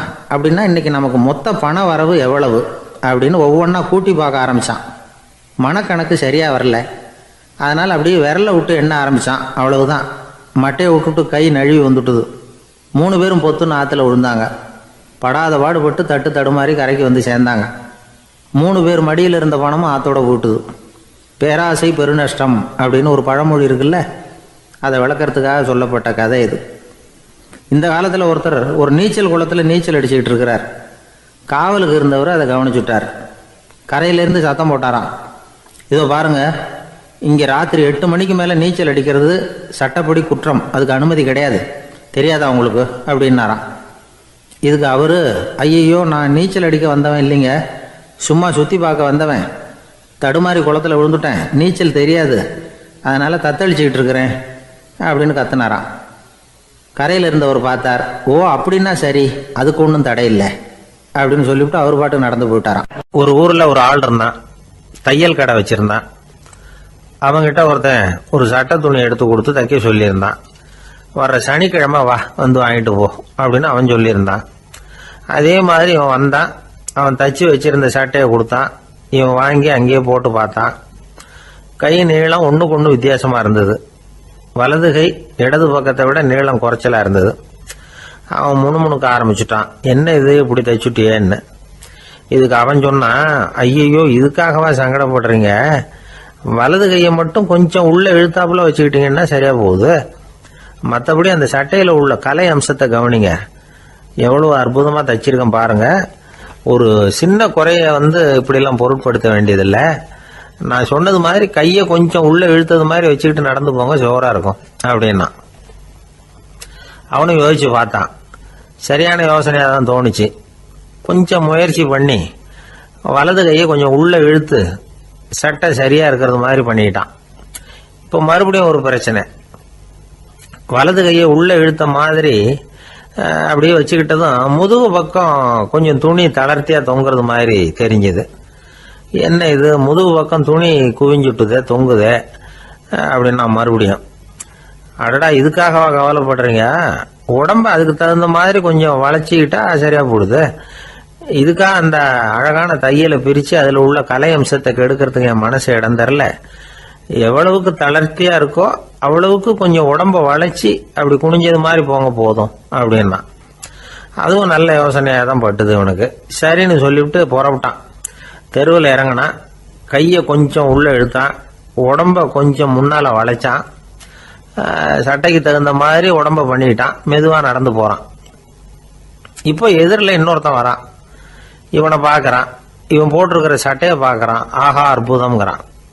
சும்மா சொல்லக்கூடாது, ரொம்ப நல்லா இருக்கு, நிச்சயமா இது இந்த ஊர் மேல தெருவில் இருக்கிற ஒருத்தன் இருக்கானே அவன் தைச்சதா தான் இருக்கணும் அப்படின்னா. இதை கேட்டதும் அவனுக்கு ஆச்சரியம். எப்படி அவ்வளவு கரெக்டா கண்டுபிடிச்சிங்க அப்படின்னு கேட்டிருக்கான். இதுக்கு அந்த வழிபோக்கன்னு சொன்னானா, அவன் ரொம்ப கெட்டிக்காரன், உங்களை மாதிரி உடம்பும் கையும் வளைஞ்சு போன ஒரு ஆசாமிக்கு அவனை தவிர வேற யாராலேயும் இவ்வளவு பொருத்தமான ஒரு சட்டையை தைக்க முடியாது அப்படின்னானா. பாருங்க, அவனுக்காக இவன் அனுசரிக்க போய் இவனோட நிலைமை எப்படி ஆயிடுது பாருங்க. இதே மாதிரி தான் சில சடங்குகளும் சம்பிரதாயங்களும் நம்மளை கோமாளி ஆக்கி விட்டுரும். எதுவா இருந்தாலும் அதுல அறிவுபூர்வமான அணுகுமுறை அவசியம். ஒரு நர்ஸ் அவசரமா ஓடி டாக்டர் கிட்ட சொல்லிச்சான், டாக்டர் ஒரு தப்பு நடந்து போச்சு, 10ஆம் நம்பர் பெட்ல இருக்கிற பேஷண்ட்டுக்கு காலில் ஆபரேஷன் பண்றதுக்கு பதிலாக கையில் ஆபரேஷன் பண்ணி விட்டீங்க, கை ஆபரேஷன் பண்ணிக்க வேண்டிய ஆள் 7ஆம் நம்பர் பெட்ல இருக்கார் அப்படின்னு தான். அதுக்கு ஒரு பதட்டப்படாம சொன்னாராம், பரவாயில்ல இவரை தூக்கி 7ஆம் நம்பர் பெட்ல போட்டுரு அப்படின்னாராம். ஒரு ஊர்ல ஒரு பெரியவர் இருந்தார். அவர் ஒரு குரு. அவர் தொடர்ந்து தியான கூட்டங்கள் நடத்துவார். அந்த கூட்டத்தில் கலந்துக்கிறதுக்காக பல ஊர்கள்ல இருந்து சீடர்கள் நிறைய பேர் வருவாங்க போவாங்க. ஒரு நாள் அங்கே கூட்டம் நடந்துகிட்டு இருக்குது. அந்த சமயத்தில் சீடர்களில் ஒருத்தன் என்னத்தையே திருடி விட்டான். மற்ற சீடர்கள் அதை கவனிச்சுட்டாங்க. இவன் ஆப்பிட்டுக்கிட்டான். கூட்டம் முடிஞ்ச பிற்பாடு இவன் திருடின விஷயத்த அந்த பெரியவர்கிட்ட போய் சொன்னாங்களாம். அவர் கவனத்துக்கு கொண்டுகிட்டு போனாங்க. ஆனால் அவர் இதை காதிலே போட்டுக்கல, கண்டுக்கவே இல்லை. போய் சொன்ன சீடர்களுக்கெல்லாம் ஏமாத்தமாக போயிட்டுது. என்ன இது, இவ்வளவு தூரம் நாம் கண்டுபிடிச்சி போய் சொல்கிறோம், அவர் கண்டுக்கவே மாட்டேங்கிறாரே அப்படின்னு ஒரு மாதிரி ஆயிட்டாங்க. இருந்தாலும் அதை பற்றி ஒன்றுமே சொல்லிக்கல, பேசாமல் இருந்துட்டாங்க. கொஞ்ச நாள் ஆச்சு. அதே ஆள் மறுபடியும் ஒரு திருட்டில் மாட்டிக்கிட்டான். சீடர்கள் மறுபடியும் அந்த குரு கிட்ட விஷயத்த சொன்னாங்க. அவர் அப்பவும் வழக்கம் போல சும்மாவே இருந்துட்டார். இவர் இப்படி இருக்கிறத பார்த்ததும் அந்த சீடர்களுக்கு கோபம் வந்துட்டுது. உடனே அந்த சீடர்கள்லாம் ஒன்று கூடி பேசினாங்களாம். எல்லாருமா சேர்ந்து ஒரு விண்ணப்பம் தயார் பண்ணாங்க. அதை குருநாதர்கிட்ட கொண்டுட்டு போய் கொடுத்தாங்க. அந்த விண்ணப்பத்தில் இவங்க என்ன எழுதியிருக்கிறாங்க தெரியுமா? குருநாதர் அவர்களே, உடனே திருடனவன் மீது சட்ட நடவடிக்கை எடுக்கணும். நீங்கள் அப்படி அவனை இங்கே சேர்க்கக்கூடாது. நீங்கள் சேர்த்தீங்கன்னா நாங்கள் இங்கே இருக்கிறத பற்றி யோசிக்க ஆரம்பிச்சிருவோம். அவனை இந்த மடத்தை விட்டே துரத்தி பண்ணணும். நீங்கள் அவனை வெளியில் அனுப்புங்க, இல்லைன்னா நாங்கள் அத்தனை பேரும் வெளியில் போயிடுறோம். இப்படி தான் அந்த விண்ணப்பத்தில் எழுதியிருக்கிறாங்க. குரு அந்த விண்ணப்பத்தை வாங்கி படித்து பார்த்தார். அதுக்கப்புறம் அதை எழுதின அத்தனை பேரையும் கூப்பிட்டாரு. எல்லாரும் இப்படி வாங்கன்னாரு. வந்தாங்க. இப்படி என் எதிரில் உட்காருங்கன்னார். உட்காந்தாங்க. அப்புறம் சொன்னார், இதை பாருப்பா, நீங்கள் எல்லாரும் புத்திசாலிகள். உங்களுக்கு எது நல்லது எது கெட்டதுங்கிறது நல்லா தெரியும். நீங்கள் மேற்கொண்டு ஏதாவது படிக்கணும்னு நினச்சா வேறு எங்கே வேணும்னாலும் போகலாம். அதுக்கு நான் தடை சொல்ல மாட்டேன். ஆனால் உங்களால் குற்றம் சாட்டப்பட்ட அவன் இருக்கானே, அவன் எப்படின்னா அவனுக்கு எது நல்லது எது கெட்டதுங்கிறதெல்லாம் தெரியாது. அதனால தான் திருடுறான். நீங்கள் சொல்கிறது மாதிரி அவனை அடித்து துரத்தி விடுறோம்னு வச்சுங்க, அவனுக்கு எப்படி நல்லது கெட்டது தெரியும்? அவனுக்கு அதை யார் சொல்லி கொடுக்கறது? அதனால் இங்கேயே இருக்கட்டும், அதுதான் சரி. இதுக்காக நீங்கள் எல்லாரும் என்னை விட்டுட்டு போனாலும் சரி, அவனை நான் விரட்ட மாட்டேன் அப்படின்னு விட்டாரான். இவ்வளவையும் திருடனை அந்த சீடன் கேட்டுக்கிட்டே இருந்திருக்கான். அவன் கண்களில் கண்ணீர். அப்படியே எழுந்திரிச்சு வந்தான். குரு காலில் விழுந்தான். அவன் கண்ணீரில் அவனது தீமை கழுவப்பட்டது அப்படிம்பாங்க. அதாவது சீடர்களுக்கு அந்த குருவோட பெருமை அப்போ தான் புரிஞ்சுதான். ஒரு நல்ல ஆசிரியர் இருக்காருன்னு வச்சுங்க, நல்லா படிக்கிற பையனுக்கு தான் பாடம் சொல்லி கொடுப்பேன்னா அது என்ன பெரிய விஷயமா? மோசமாக படிக்கிறவனையும் மாற்றி காட்டுறேங்கிறது தான் பெருமை. இந்த காலத்து குரு ஒருத்தர் ஒரு ஆசிரமம் வச்சு நடத்திட்டு வந்தார். நிறைய பேர் தினம் வருவாங்க போவாங்க. ஒரு நாள் ஒருத்தன் வந்தான். அந்த குரு முன்னாடி போய் நின்னான். ஐயா, என்ன உங்கள் சீடனா ஏற்றுக்கணும்னா. அந்த குரு நிமிர்ந்து பார்த்தார். உன்னுடைய நோக்கம் என்னன்னு கேட்டார். ஐயா, உங்ககிட்ட கொஞ்ச நாள் இருந்தேன்னா நல்ல பழக்க வழக்கங்களை கற்றுக்கலாம். அதுக்கப்புறம் வெளியில் போய் ஒரு நல்ல தொழில் தொடங்கி வாழ்க்கையில் முன்னுக்கு வரணுங்கிறது தான் என்னோட நோக்கம் அப்படின்னா. நீ சொல்கிறது சரி, ஆனால் உன்னால் இங்கே நல்ல பழக்க வழக்கங்களை கற்றுக்க முடியலேன்னு வச்சுக்கோ. அப்போ என்ன பண்ணுவேன் அப்படின்னு கேட்டார் அவர். அப்படி ஆச்சுன்னா என்ன, உங்களை மாதிரியே ஒரு ஆசிரமம் ஆரம்பித்து அதுக்கு குருவாக இருந்துட்டு போகிறேன் அப்படின்னா. கடற்கரை ஓரமாக ஒரு பெரியவர் கையால் மணலை கீறிக்கிட்டே உட்காந்துருக்கிறார். என்னத்தையும் தேடிட்டு இருக்கிறது மாதிரி தெரிஞ்சுது. மெதுவாக கிட்டத்தில் போய் என்னத்தை தேடிட்டு இருக்கிறீங்க அப்படின்னு கேட்டோம். அவரு சாவகாசமாக நிமிர்ந்து பார்த்து நிம்மதியை தேடிட்டு இருக்கிறேன்னார். நாங்கள் ஒரு மாதிரி ஆயிட்டோம். இருந்தாலும் சமாளிச்சுக்கிட்டு, சார், மணல்ல கிழிஞ்சல் தான் கிடைக்கும், நிம்மதி கிடைக்காது அப்படின்னோம். சரி, இன்னைக்கு வசமா நம்ம கிட்ட ஒரு ஆள் மாட்டிக்கிட்டார் அப்படின்னு நினைச்சு அவர் பக்கமா போய் உட்காந்துக்கிட்டு கதை சொல்ல ஆரம்பிச்சிட்டோம். ஒரு பெரிய மன்னர் இருந்தார். அவருக்கு எல்லா வசதியும் இருந்தது. இருந்தாலும் ஒரே ஒரு குறை. அது என்னன்னா நிம்மதி இல்லைங்கிற குறை. அரண்மனையில தினமும் கலை நிகழ்ச்சி, நாட்டியம் எல்லாம் நடந்துகிட்டு தான் இருந்தது. இருந்தாலும் நிம்மதி இல்லை. சரி, நிம்மதி எங்க கிடைக்கும் அப்படின்னு தேட ஆரம்பிச்சார். உடனே அதுக்கான முயற்சிகள்ல தீவிரமா இறங்கினார். நாட்டில் உள்ள தத்துவ மேதைகளை எல்லாம் கூப்பிட்டுட்டு வர சொன்னார். எல்லாரும் சேர்ந்தாங்க. அவங்கள பார்த்து நிம்மதி எங்க இருக்குது அப்படின்னு விசாரிச்சார். அவங்களுக்கு அது தெரிஞ்சா ஏன் இப்படி ராஜா முன்னாடி நின்றுட்டு இருக்க போறாங்க? ராஜாவோட கேள்விக்கு ஒவ்வொருத்தரும் ஒவ்வொரு மாதிரி விளக்கம் கொடுக்க ஆரம்பிச்சிட்டாங்க. எந்த பதிலும் ராஜாவுக்கு திருப்தி அளிக்கக்கூடிய அளவுக்கு இல்லை. சரி, போயிட்டு வாங்கன்னு சொல்லி அவங்களெல்லாம் அனுப்பி வச்சுட்டார். ஒரு நாள் அவர் மாளிகையில உப்பருகையில நின்றுட்டு இருக்கிறார். அந்த சமயத்துல தெருவில் ஒரு பிச்சைக்காரன் ரொம்ப உல்லாசமா பாட்டு பாடிக்கிட்டே போயிட்டு இருக்கிறான். குரல்ல ஒரு சந்தோஷம், நடையில ஒரு மிடுக்கு. அவங்ககிட்ட கொஞ்சம் கூட கவலை இருக்கிறதா தெரியல. உடனே ராஜா அதை பார்த்தார். ஏவலாளிகளை கைதட்டி கூப்பிட்டார். உடனே ஓடி போய் அந்த பிச்சைக்காரனை இங்க அழைச்சிட்டு வாங்கன்னு உத்தரவு போட்டார். இவங்க உடனே ஓடி போய் அவனை கூப்பிட்டாங்க. அரண்மனைக்கு வாழ்ந்தாங்க. அவன் வரல. அரண்மனைக்கு உள்ள அடி எடுத்து வைக்க மாட்டேன்னு சொல்லிவிட்டான். ராஜா கிட்ட விஷயத்தை சொன்னாங்க. அவருக்கு ரொம்ப ஆச்சரியம், இப்படி ஒரு ஆள் இருக்கிறானா அப்படின்னு. சரி, அவன் என்னதான் சொல்றான் அப்படின்னு விசாரிச்சார். இவங்க மறுபடியும் தெருவுக்கு போய் கேட்டாங்க. என்னை பார்க்கணும்னா ராஜா விருப்பப்பட்டாருன்னா அவரை வேணும்னா இங்க வர சொல்லுங்க அப்படின்னு சொல்லிவிட்டான். அதை ராஜா கிட்ட சொன்னாங்க. அவருக்கு கோபம் வரல. இவ்வளவு சுதந்திர உணர்வோடு இருக்கிறவன் சாதாரண ஆளா இருக்க முடியாது அப்படின்னு நினைச்சார். உடனே கிடுகிடுன்னு இறங்கி தெருவுக்கு வந்தார். பிச்சைக்காரங்கிட்ட போனார். நீ கவலைப்படாம சந்தோஷமா பாடிட்டு போறியே, அது எப்படி முடியுது உன்னால அப்படின்னு கேட்டார். ஏன் அப்படி கேக்குறீங்கன்னு அவன், அதுக்கு இல்ல, எனக்கு அரண்மனையில எவ்வளவோ சுகபோகங்கள்லாம் இருக்கு, இருந்தாலும் நிம்மதி இல்லை. இது ஏன்னு எனக்கு தெரியல. இந்த தேசத்துல உள்ள அறிஞர்களை எல்லாம் கூப்பிட்டு கேட்டு பார்த்துட்டேன், அவங்களுக்கும் தெரியல. உன்னை கேட்டா தெரியும்னு நினைச்சேன். அதனாலதான் சந்திக்கிறதுக்கு ஆசைப்பட்டேன். ஆனா நீ வரமாட்டேன்னு விட்டியே அப்படின்னார். பிச்சைக்காரன் கடகடன்னு சிரிக்க ஆரம்பிச்சுட்டான். மகிழ்ச்சிக்கும் உங்களுக்கும் தடையா இருக்கிறது இந்த மாளிகை தான். இதை விட்டுட்டு வெளியில வந்துட்டா நிம்மதி தேடிட்டு வந்துரும்னா. நான் அரசன், எனக்குன்னு கடமைகள் இருக்கு, அதையெல்லாம் விட்டுட்டு எப்படி வர முடியும்னார் ராஜா. ரெண்டும் ஒரே நேரத்துல கிடைக்கணுங்கிறது முடியாத காரியம். உங்க சுகபோகத்துக்கு விலையாதான் உங்க நிம்மதியை கொடுத்துக்கிட்டு இருக்கிறீங்க. என்ன பாருங்க, என்கிட்ட எதுவும் இல்லை, அதனால எதுவும் போயிடுமோங்கிற பயமும் இல்லை, நிம்மதியா இருக்கிறேன் அப்படின்னா அவன். ராஜா உடனே சந்தோஷப்பட்டு தன்னுடைய மேலங்கியை எடுத்து அவனுக்கு பரிசா கொடுத்தாரான். அவன் சிரிச்சுக்கிட்டே அதை வாங்க மாட்டேன்னு விட்டானான். இதை நீங்க எனக்கு கொடுக்கறதுனால எந்த பயனும் இல்லை, அதே நேரத்துல அதை வாங்கிக்கிட்டேன்னா அடுத்த வினாடியிலிருந்து அதை எப்படி காப்பாத்துறதுங்கிற கவலை எனக்கு வந்து சேர்ந்துடும், அப்புறம் தூக்கம் வராது, நிம்மதி போயிடும் அப்படின்னானா. சொல்லிவிட்டு அவன் பாட்டுக்கு சந்தோஷமா பாடிக்கிட்டே போயிட்டான். நிம்மதி எங்க இருக்குங்கிறதையும் ராஜா தெரிஞ்சுக்கிட்டார். அந்த இடத்துக்கு தன்னால போக முடியாதுங்கிறதையும் அவர் புரிஞ்சுக்கிட்டார். இப்படி இந்த கதைய அந்த கடற்கரையில மணலை கீறிக்கிட்டே உட்கார்ந்துருந்தார அந்த பெரியவர்கிட்ட சொல்லி முடிச்சோம். அவர் முகத்துல ஒரு தெளிவு தெரிஞ்சது. எங்களை நிமிர்ந்து பார்த்தார். ரொம்ப நன்றிங்க, இப்ப எனக்கு தெரிஞ்சு போச்சு, நிம்மதி வேணும்னா அதுக்கு என்ன பண்ணணும்னு இப்ப நல்லா புரிஞ்சுக்கிட்டேன் அப்படின்னார். என்ன புரிஞ்சுக்கிட்டீங்கன்னு கேட்டோம். இனிமே இந்த பக்கம் வந்தா உங்க கண்ணுல படாத இடமா பார்த்து உட்காரணும்னு புரிஞ்சுக்கிட்டேன் அப்படின்னார். தான் மட்டும் வாழ்ந்தா போதும் அப்படின்னு நினைக்கிறவங்க உண்டு, தானும் வாழணும் அடுத்தவங்களும் வாழணும் அப்படின்னு நினைக்கிறவங்களும் உண்டு. முதல்ல சொன்ன வகையை சேர்ந்த மனிதர்கள் எப்படி தெரியுமா? எப்படியாவது தான் மட்டும் வாழ்ந்தால் போதுங்கிற நினைப்பு தான் எப்பவும் அவங்களுக்கு இருக்கும். தங்களுடைய வளர்ச்சிக்கு எது தடையா இருந்தாலும் சரி, யார் தடையா இருந்தாலும் சரி, அதை அழிச்சுட்டு தான் மறுவேலை பார்ப்பாங்க. அவங்கெல்லாம் பாவ காரியங்களுக்கு தயங்குறதே இல்லை. அப்படிப்பட்ட வாழ்க்கை அவங்களுக்கே இடைஞ்சல அமைஞ்சு விடுறது உண்டு. அதை விளக்கறதுக்கு ஒரு கதையும் உண்டு. ஒரு ஊர்ல அப்படிப்பட்ட ஆள் ஒருத்தன் இருந்திருக்கான். நிறைய பாவங்களை செஞ்சவன். அதன் காரணமா நரகப்படுகொழியில விழுந்துட்டான். நரகப்படுகொழிங்கிறது ஒரு பெரிய கிணறு மாதிரி. ஏற்கனவே பாவம் செஞ்சவங்க நிறைய பேர் அதுல விழுந்து கிடக்குறாங்க. உள்ள ஏகப்பட்ட சத்தம், எல்லாம் அந்த பாவாத்மாக்கள் போடுற சத்தம். இப்போ விழுந்தானே இவனும் சத்தம் போட்டான். இவன் போடுற சத்தம் கொஞ்சம் அதிகமா கேட்டுது. இந்த கிணத்துக்கு பக்கத்துல புத்தர் உட்கார்ந்துருக்கிறார். அவர் காதுல இவன் போடுற சத்தம் விழுந்தது.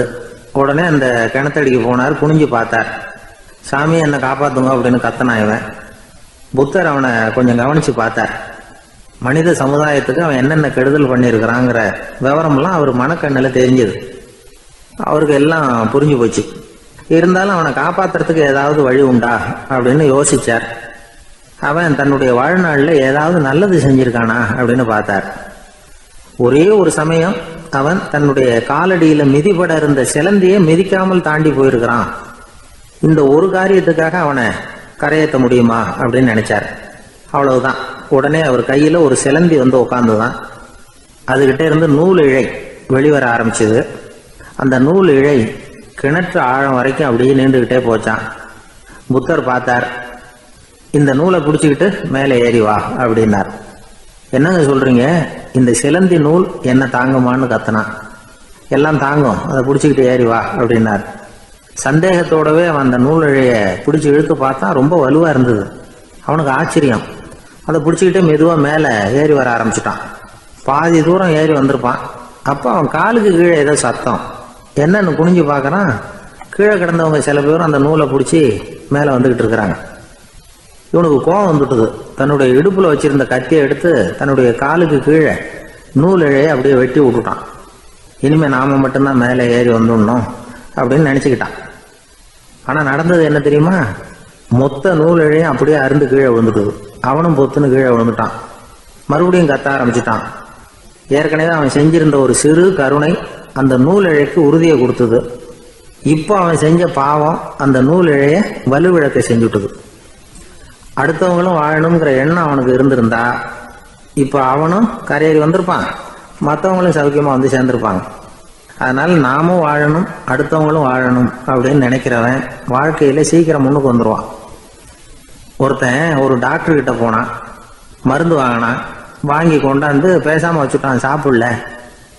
அப்புறம் எதுக்காகப்பா போய் அவர்கிட்ட மருந்து வாங்கினேன் அப்படின்னு கேட்டாங்க. டாக்டர் வாழணும் இல்லையா, அதனாலதான் அப்படின்னா. அவர் கொடுத்த மருந்தை நீ ஏன் சாப்பிடல அப்புறம் அப்படின்னு கேட்டாங்க. நான் வாழணும் இல்லையா, அதுக்காக தான் அப்படின்னா. ஒரு சன்னியாசி அவர் ஒரு நாள் ஒரு கனவு கண்டாராம். அந்த கனவுல அவர் சொர்க்கத்துக்கு போறார். அங்கே ஒரு பெரிய திருவிழா நடந்துகிட்டு இருக்குது. எங்கே பார்த்தாலும் அலங்கார வளைவுகள், வண்ணமயமான விளக்குகள், பாதைகள் பூரா மலர்கள், எல்லா கட்டடங்களும் ஒளிமயம். அவ்வளவு கோலாகலமாக பிரம்மாண்டமாக அந்த திருவிழா நடந்துகிட்டு இருக்குது. அது என்ன திருவிழாங்கிறது இந்த சன்னியாசிக்கு புரியல. அங்கே எதிரில் வந்துக்கிட்டு இருந்த ஒருத்தரை நிறுத்தி, என்ன விசேஷம் இங்கே அப்படின்னு விசாரிச்சாராம். உனக்கு தெரியாத விஷயம், இன்னைக்கு இறைவனுக்கு பிறந்த நாள், அதை தான் எல்லாரும் சேர்ந்து கொண்டாடுறோம். இதுக்காக பிரம்மாண்டமான ஊர்வலம் ஒன்று வரப்போகுது. இறைவனே அந்த ஊர்வலத்தில் கலந்துக்கிறார் அப்படின்னார் அவர். உடனே அந்த சன்னியாசி ஒரு மரத்து நிழலில் ஒதுங்கி நின்றுக்கிட்டார். ஊர்வலம் வந்துக்கிட்டு இருக்குது. முதல்ல ஒரு குதிரை வந்துக்கிட்டு இருக்கு. அது மேலே ஒருத்தர் உட்காந்துருக்கிறார். அவருக்கு பின்னாடி நிறைய பேர் கூட்டமாக வந்துக்கிட்டு இருக்கிறாங்க. இவ்வளவு கூட்டம் இவர் பின்னாடி வருதே, யார் இவர் அப்படின்னு கேட்டார். ஒரு மதத்தின் பெயரை சொல்லி, இவர் அந்த மதத்தின் தலைவர், அவரை பின்பற்றுகிற மக்கள் கூட்டம் பின்னாடி வந்துக்கிட்டு இருக்குது அப்படின்னு விவரம் சொல்லியிருக்கிறாங்க. இவங்களுக்கு அடுத்தபடியா இன்னொரு குதிரையில் ஒருத்தர் வந்துக்கிட்டு இருக்கிறார். அவருக்கு பின்னாடி ஏகப்பட்ட கூட்டம். இவர் யாருங்க அப்படின்னு கேட்டிருக்கார் சன்னியாசி. அங்கே இருக்கிறவங்க விவரம் சொல்லியிருக்கிறாங்க. இன்னொரு மதத்தின் பெயரை சொல்லி, இவர் அந்த மதத்தினுடைய தலைவர், அவர் வழியை பின்பற்றுகிறவர்கள் அவர் பின்னாடி கூட்டமாக வந்துக்கிட்டு இருக்கிறாங்க அப்படின்ட்டு இருக்காங்க. இப்படி ஒவ்வொருத்தராக குதிரை மேலே வந்துக்கிட்டே இருக்கிறாங்க. அவங்கள பின்பற்றியும் ஒவ்வொரு கூட்டம் வந்துக்கிட்டே இருக்குது. அந்த பெரிய ஊர்வலம் அது பாட்டுக்கு போய்கிட்டு இருக்குது. கடைசியாக அது முடிஞ்சது ரொம்ப நேரம் கழித்து. அதுக்கப்புறம் கொஞ்சம் நேரம் கழித்து ஒரு வயசான ஆள் குதிரை மேலே வந்துக்கிட்டு இருக்கிறார். ஆனால் அவருக்கு பின்னாடி யாருமே இல்லை. அவர் பரிதாபமாக தனியாக வந்துக்கிட்டு இருக்கிறார். அவர் அந்த ஊர்வலத்தை சேர்ந்தவரா இல்லையாங்கிறதே தெரியல. இவர் யார், இவர் ஏன் இப்படி தனியாக வந்துக்கிட்டு இருக்கிறார் அப்படின்னு கேட்டிருக்கார் அந்த சன்னியாசி. என்னது இப்படி கேட்குறீங்க? இவர் தான் கடவுள். இவருக்காக தான் இன்னைக்கு இந்த ஊர்வலமே நடக்குது. இவருக்கு தான் இன்னைக்கு பிறந்த நாள். முன்னாடி போகிற ஊர்வலம் பூரா இவருடைய பிறந்த நாளை கொண்டாடுறதுக்காக தான் அப்படின்ட்டு இருக்காங்க. இதை கேட்டதும் அந்த சன்னியாசிக்கு திடுக்குன்னு தூக்கி போட்டிருக்கு. இது வரைக்கும் கனவு கண்டுகிட்டு இருந்தவர் மூழ்கிக்கிட்டார். அதுக்கப்புறம் தான் யோசிச்சு பார்த்துருக்கார். உண்மைதான், மக்கள் எல்லாரும் பக்தி மார்க்கத்தில் போகிறதா நினச்சிக்கிட்டு பாதம் மாறி போயிட்டு இருக்கிறாங்க. கடவுளை பின்பற்றுவதாக நினைக்கிறாங்க பக்தர்கள். ஆனால் கடவுளுக்கு பின்னாடி யாருமே இல்லை. இன்னமும் இயல்பாக இதை பற்றி யோசிச்சு பார்த்தா, உண்மைக்கு பின்னாடி தான் நான் போய்கிட்டு இருக்கேன் அப்படின்னு நிறைய பேர் சொல்கிறாங்க. ஆனால் அந்த உண்மை அனாதையாக போய்கிட்டு இருக்குது. அப்படி ஆயிட்டுது உலகம். இந்த காலத்துலேயும் ஒரு ஊர்வலம், ஒரு பெரிய மனுஷருக்கு பிறந்த நாள் விழா. அவர் குதிரை மேலே ஏறி முன்னாடி போயிட்டு இருக்கிறார். அவருக்கு பின்னாடி ஒரு 100 பேர் தொண்டர்கள் அவங்க பாட்டுக்கு போகிறாங்க. எல்லாம் பணம் கொடுத்து ஏற்பாடு பண்ணவங்க. எல்லாம் பணம் வாங்கிட்டு பின்னாடி போயிட்டு இருக்கிறாங்க. கொஞ்சம் தூரம் நடந்ததும் கால் வலிக்க ஆரம்பிச்சுட்டுது. ஒவ்வொருத்தரும் அப்படியே ஒதுங்க ஆரம்பிச்சிட்டாங்க. அதான் முன்னாடியே பணம் கிடைச்சிட்டுதே, இனிமேல் ஒதுங்கினா என்னன்னு ஒதுங்கிட்டாங்க. ஒரு கட்டத்தில் குதிரையில் போகிறவர் தற்செயலாக திரும்பி பார்க்குறாரு. பின்னாடி யாருமே இல்லை. எல்லாரும் ஓடி போயிட்டாங்க. ஒரே ஒரு ஆள் மட்டும் ரொம்ப விசுவாசமாக பின்னாடி நடந்து வந்துக்கிட்டு இருந்தான். ஏன்ப்பா நீ மட்டும் வந்துக்கிட்டு இருக்கிறியே, நீ வீட்டுக்கு போகலையான்னு கேட்டிருக்காரு அவர்.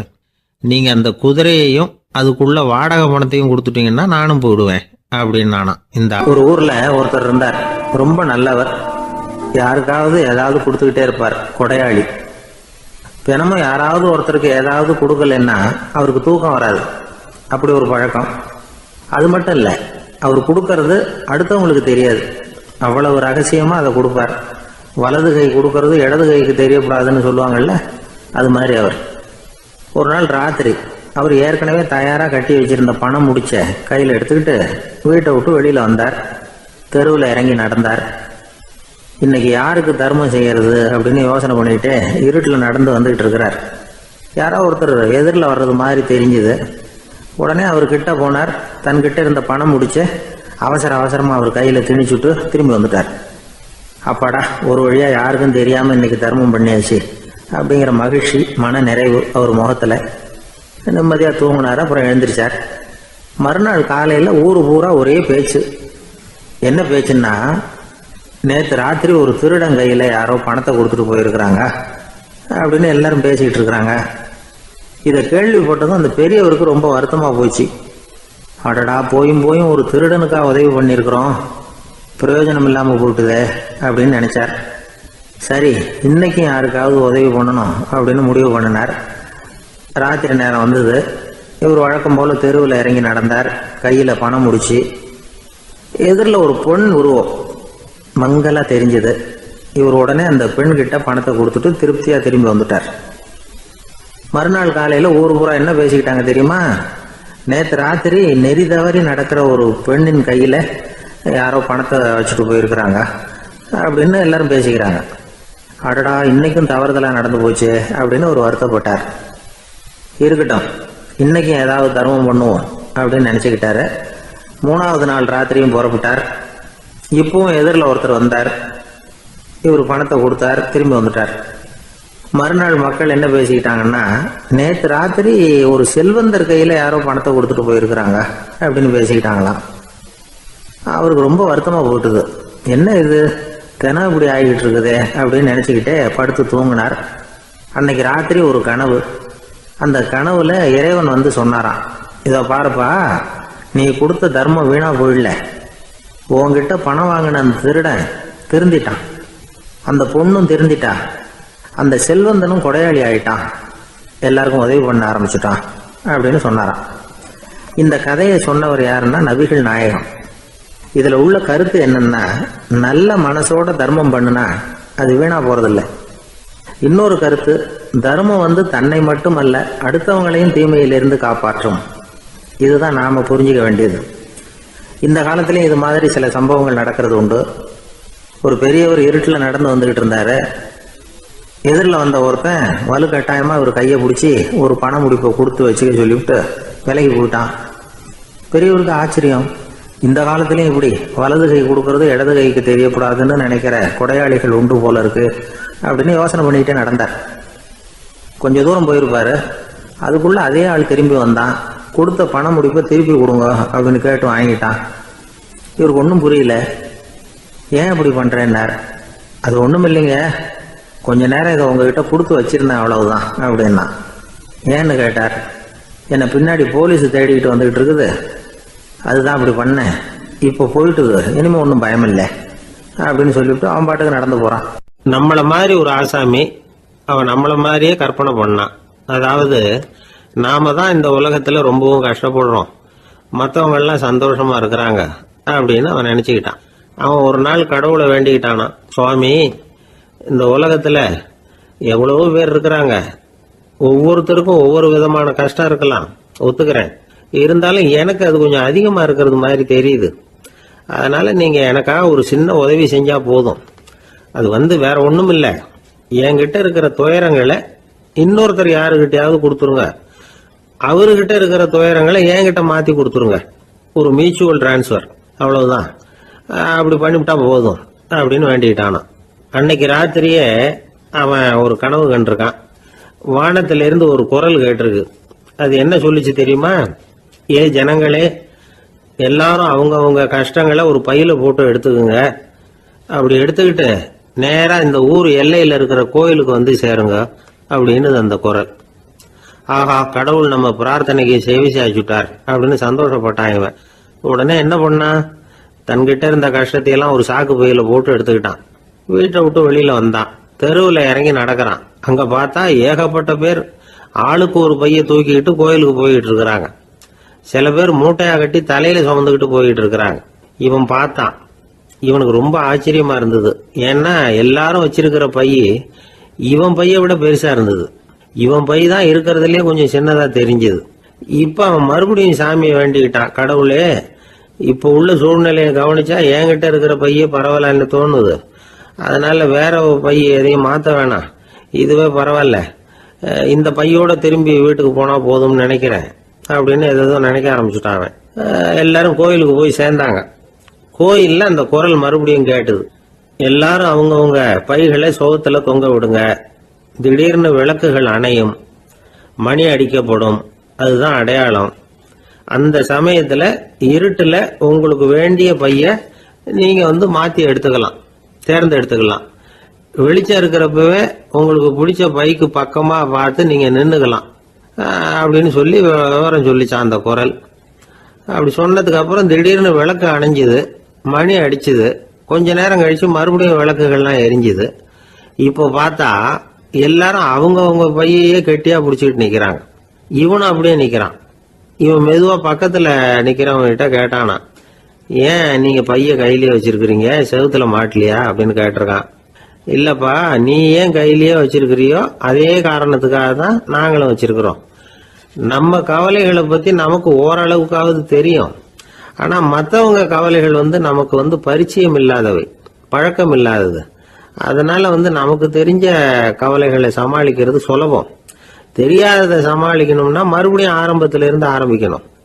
அதனால பழைய நண்பர்களோட வாழறது தான் மேல் அப்படின்னு ஆனான்.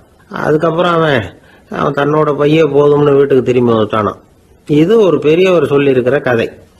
அதனால நம்ம கிட்ட இருக்கிற கஷ்டங்கள் தான் பெருசு, அதை இன்னொருத்தங்கிட்ட கொடுத்துட்டு மாத்திக்கலாம் அப்படின்னு நினைக்கிறது தப்பு. இதே மாதிரி இன்னொரு சம்பவம். ஒரு ஊர்ல ஒரு நாள் ராத்திரி ஆகாயத்தில இருந்து கடவுள் குரல் கேக்குது. இந்த ஊர்ல இருக்கிற ஜனங்கள்லாம் கொஞ்சம் கவனிங்க, உங்களுக்கு ஒரு செய்தி. அதாவது இங்க இருக்கிற ஜனங்கள்லயே கொஞ்சம் கூட கவலையே இல்லாத ஆள் யாருன்னு எனக்கு தெரியணும். அதனால எல்லாரும் அவங்க கவலைகளை ஒரு பையில போட்டு எடுத்துக்கிட்டு கோயிலுக்கு வாங்க அப்படின்னாரு கடவுள். உடனே வரிசையா எல்லாரும் வர ஆரம்பிச்சாங்க. எல்லார் கையிலயும் பை இருந்தது, சின்னதும் பெருசுமா. கவலையே இல்லாத ஆள் யாருன்னு தேடினார் கடவுள். ஒரே ஒரு ஆள் மட்டும் கையில எதுவும் இல்லாம வெறும் கையை வீசிக்கிட்டு ரொம்ப ஜாலியா நடந்து வந்துகிட்டு இருந்தான். கடவுள் அவங்க கிட்ட போனார். ஏன்பா உனக்கு கவலையே இல்லையா அப்படின்னு கேட்டார். எனக்கும் சில கவலைகள்லாம் உண்டு அப்படின்னு அவன். எங்க அதெல்லாம்னு கேட்டிருக்காரு கடவுள். பின்னாடி லாரியில வந்துகிட்டு இருக்கு அப்படின்னு அவன். ஒரு காட்டுல ஒரு நரி இருந்தது. ஒரு நாள் காலை நேரம் அது தன்னுடைய இருப்பிடத்திலிருந்து வெளியில வந்தது. கொஞ்ச தூரம் நடந்து வந்தது. அப்பதான் அது தன்னோட நிழலை கவனிச்சு பார்த்தது. பார்த்தா அது ரொம்ப நீளமா பெருசா இருக்குது. காலை நேரத்துல நிழல் அப்படித்தானே இருக்கும். ஆனா அந்த நரிக்கு அந்த விஷயம் தெரியல. தன்னுடைய நீண்ட பெரிய நிழலை பார்த்து ஆச்சரியப்பட்டது. ஆஹா, நாம இவ்வளவு பெருசாவா இருக்கிறோம் அப்படின்னா என்னுடைய காலை சாப்பாட்டுக்கு ஒரு யானை இல்லைன்னா ஒரு ஒட்டகம் கிடைச்சாதான் சரியா இருக்கும் போல இருக்கு அப்படின்னு முடிவு பண்ணிட்டுது. உடனே ஒரு யானை அல்லது ஒட்டகத்தை தேடி அலைஞ்சது, எங்க கிடைக்கும்னு. கிடைக்கவே இல்லை. மத்தியானம் 12 மணி ஆயிட்டுது. பசியோட அலையுது. இப்ப தன்னோட நிழலை பார்த்தது. அது மத்தியான நிழல் எப்படி இருக்கும், அது ரொம்பவும் குறுகி போய் தெரிஞ்சுது. உடனே அந்த நரி என்ன நினைச்சுக்கிட்டு தான் தெரியுமா, காலை ஆகாரம் சாப்பிடாததுனால நம்ம உடம்பு இப்படி அழிச்சு போட்டுதே அப்படின்னு நினைச்சுக்கிட்டு தான். கொஞ்ச நேரம் கழிச்சு மறுபடியும் தன்னுடைய நிழலை பார்க்குது. அது இன்னமும் குறுகி போய் காலடியிலேயே வந்துட்டுது. அதுக்கு பயமா போயிடுது. ஐயையோ, இன்னும் கொஞ்ச நேரத்துல நாம இறந்துருவோம் போல இருக்க. இப்ப என்ன செய்யறது? இந்த சமயத்துல ஒரு எறும்பு கிடைச்சா கூட போதும், அதை நம்ம காலை ஆகாரமா நினைச்சு சாப்பிட்டுள்ளாமே அப்படின்னு நினைச்சுதான். நம்முடைய நிழல் கூட நம்மள மாதிரியே தான் அடிக்கடி மாறிக்கிட்டே தான் இருக்குது. அது எப்பவும் ஒரே மாதிரி இருக்கிறது இல்ல. மனிதனுக்கு ஏற்படுகிற தன்முனைப்பு இருக்கு பாருங்க, ஈகோ, அது கூட ஒரு நிழல் மாதிரி தானா. அப்படி நினைக்க ஆரம்பிச்சுட்டா அதனால ஏதும் பிரச்சனை வராதான். தன்முனைப்பை நிழல் போலவே ஏற்றுக்கொள்ளுங்கள் அப்படிங்கிறது பெரியவங்க கருத்து. ஒரு காரியத்தை வெற்றிகரமா நல்ல விதமா செஞ்சு முடிக்கிறோம்னு வச்சுக்கோங்க. அந்த சமயத்துல ஒரு வித நுட்பமான தற்பெருமை நமக்குள்ள உண்டாகுது. இது இயற்கையானது, அதனால இது மேல பற்று வைக்கக்கூடாது. அப்படி வைக்க ஆரம்பிச்சுட்டா அந்த தற்பெருமை ஒரு நிரந்தர விருந்தாளியா நம்ம கிட்ட தங்கிக்கும். நம்ம நிழல் எப்படின்னு பாருங்க, நாம நடக்கும் பொழுது நம்ம பின்னாடியே வரும். தன்முனைப்பையும் அப்படியே நினைச்சுக்குங்க. நிழல் யாருக்கும் எந்த பிரச்சனையையும் உண்டாக்குறது இல்லை.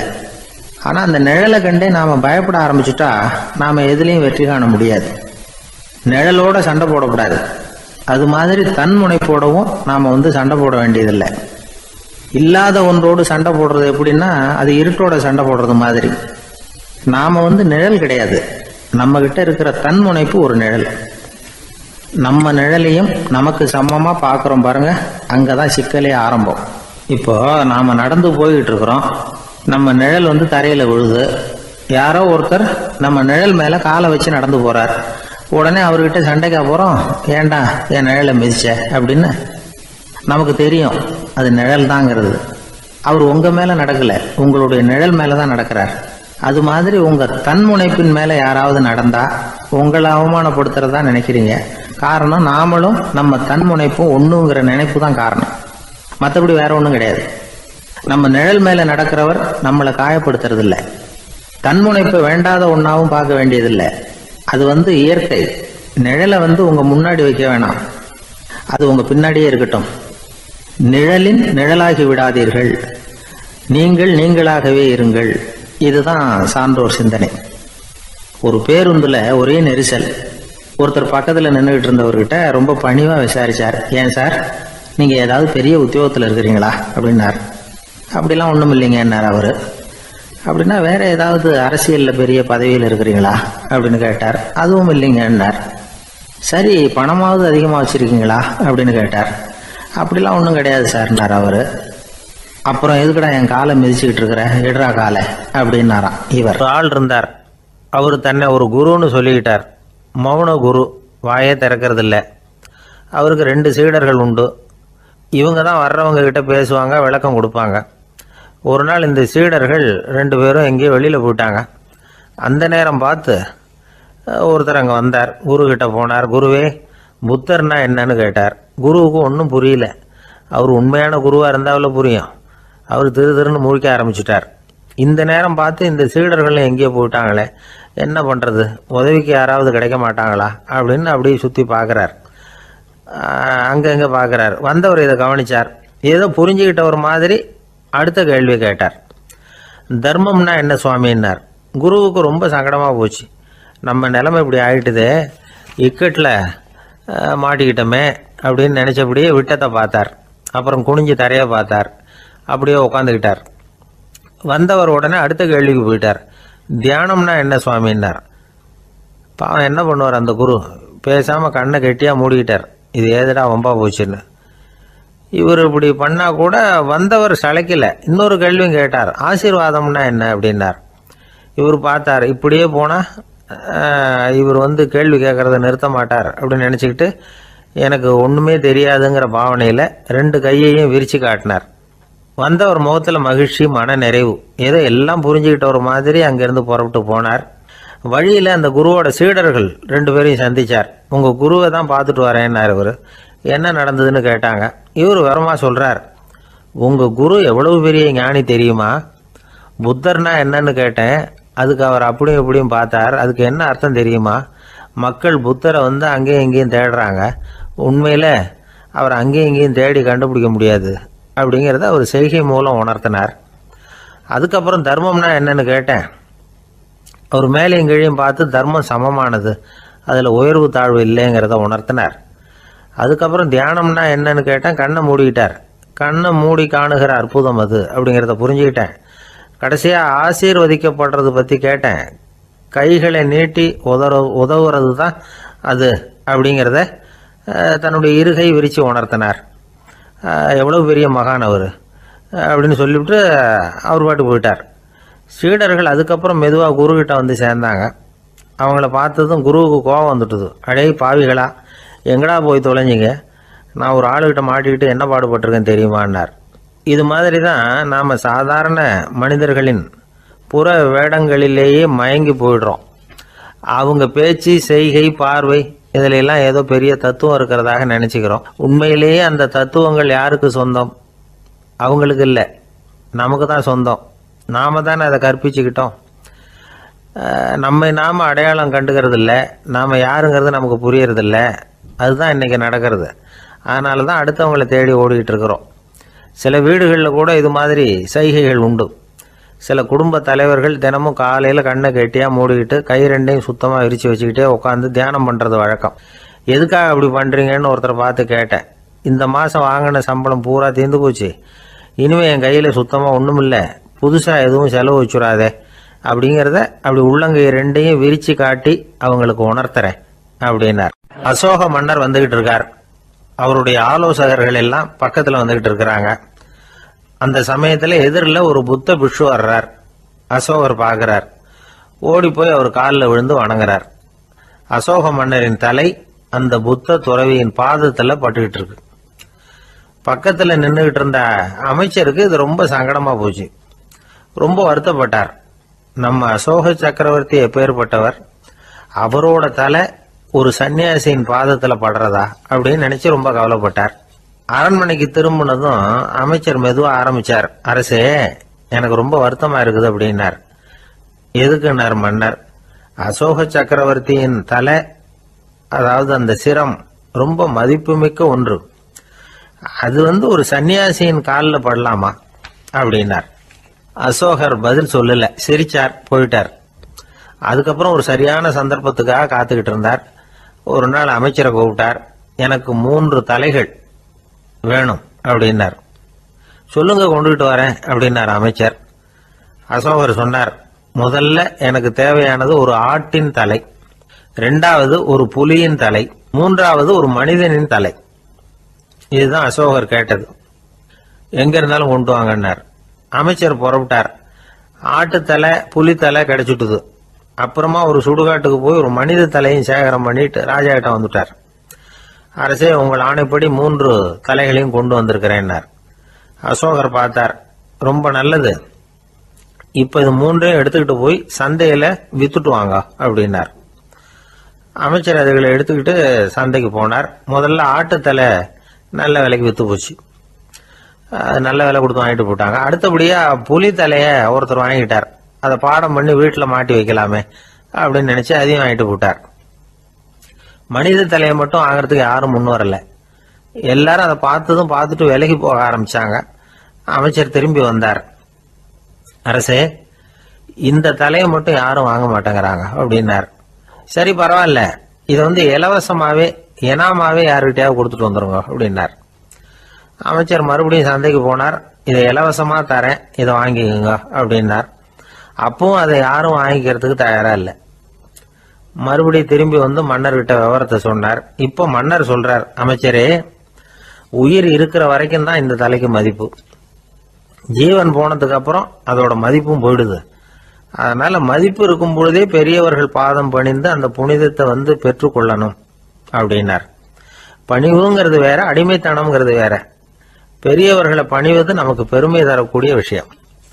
இதை மனசுல வச்சுக்கிட்டு எப்போ காலில் விழணும், எப்போ காலில் விழக்கூடாது அப்படிங்கிறத முடிவு பண்ணிக்கணும்.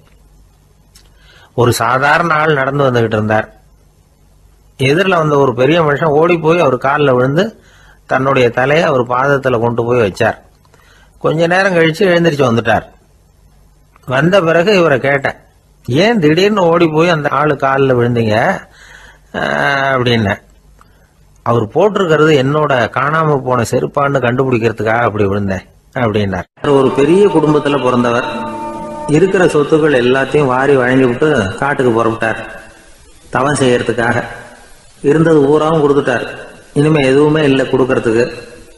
அப்போ கடைசியா ஒருத்தன் கையை நீட்டினானா, ஐயா ஏதாவது கொடுங்கன்னு இருக்கான். அவர் பார்த்தார், கட்டி இருக்கிற வேட்டியை தவிர வேற எதுவுமே இல்லை. 8 முழம் பட்டு வேட்டி, ஜரிகை கரையோடு இருக்குது. கடைசியா அதை தான் எடுத்துக்கிட்டு அவர் புறப்பட்டுருக்கார். அவர் பார்த்தார், எதிரில் அவன் பரிதாபமா நின்றுட்டு இருக்கிறான். அந்த 8 முழ வேட்டியை 2ஆ கிழிச்சார். 4 முழத்தை அவங்ககிட்ட கொடுத்தாரு. மீதி 4 முழத்தை தன்னுடைய இடுப்புல கட்டிட்டு அவர் காட்டுக்கு போயிட்டார். இவன் என்ன பண்ணான் தெரியுமா? கையில கிடைச்ச 4 முழத்தை எடுத்துக்கிட்டு கடை வீதிக்கு போனான். பழைய பட்டு வேட்டி ஜருகை இதெல்லாம் விலைக்கு வாங்குற வணிகர் ஒருத்தர் இருக்கார். அவர்கிட்ட போனான். இதை விலைக்கு எடுத்துக்கிறீங்களா அப்படின்னு கேட்டிருக்கான். அவர் வாங்கி பார்த்துருக்கார்.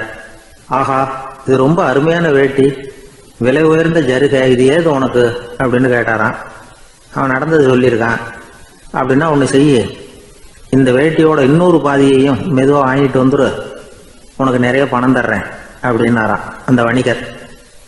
இவன் கொஞ்சம் யோசனை பண்ணி பார்த்தான். கொஞ்சம் இருங்கத்தை வந்துடுறேன் அப்படின்னு சொல்லிவிட்டு நேராக காட்டுக்கு போனான். அவர் எங்கே இருக்காருன்னு தேடி கண்டுபிடிச்சான். அவர் ஒரு இடத்துல தவக்கோலத்தில் இருக்கிறார். கட்டியிருந்த இடவேட்டியும் அவர் அறியாமல் நழுவி கீழே விழுந்து கிடக்குது. இவனுக்கு ரொம்ப வசதியாக போச்சு. அவரை கேட்க வேண்டிய அவசியமே இல்லை. மெதுவாக சத்தம் போடாமல் அடி மேலே அடி வச்சு நெருங்கினான். அவர் கண்ணை மூடிக்கிட்டு அவர் பாட்டு நின்றுட்டு இருக்கிறார். இவன் மெதுவாக போய் கீழே கிடந்த அந்த துணியை எடுத்துக்கிட்டு சத்தம் போடாமல் திரும்பி நடந்தான். ஒரு 2-3 அடி எடுத்து வச்சிருப்பான். அப்படி ஓட ஆரம்பிக்கிற சமயத்தில் அவன் காலில் கீழே கிடந்த முள்ளு ஒன்று நறுக்குன்னு தச்சு விட்டுது. வலி தாங்க முடியாமல் அம்மான்னு கத்திருக்கான்.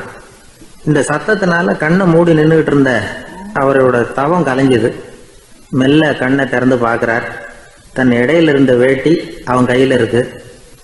இப்போ அவர் நினைக்கிறார், என்ன நினைக்கிறாருன்னா, இந்த வேட்டி மீது நான் வைத்த ஆசையல்லவா அவனை திருடனாக ஆக்கி விட்டது அப்படின்னு நினைச்சாராம்.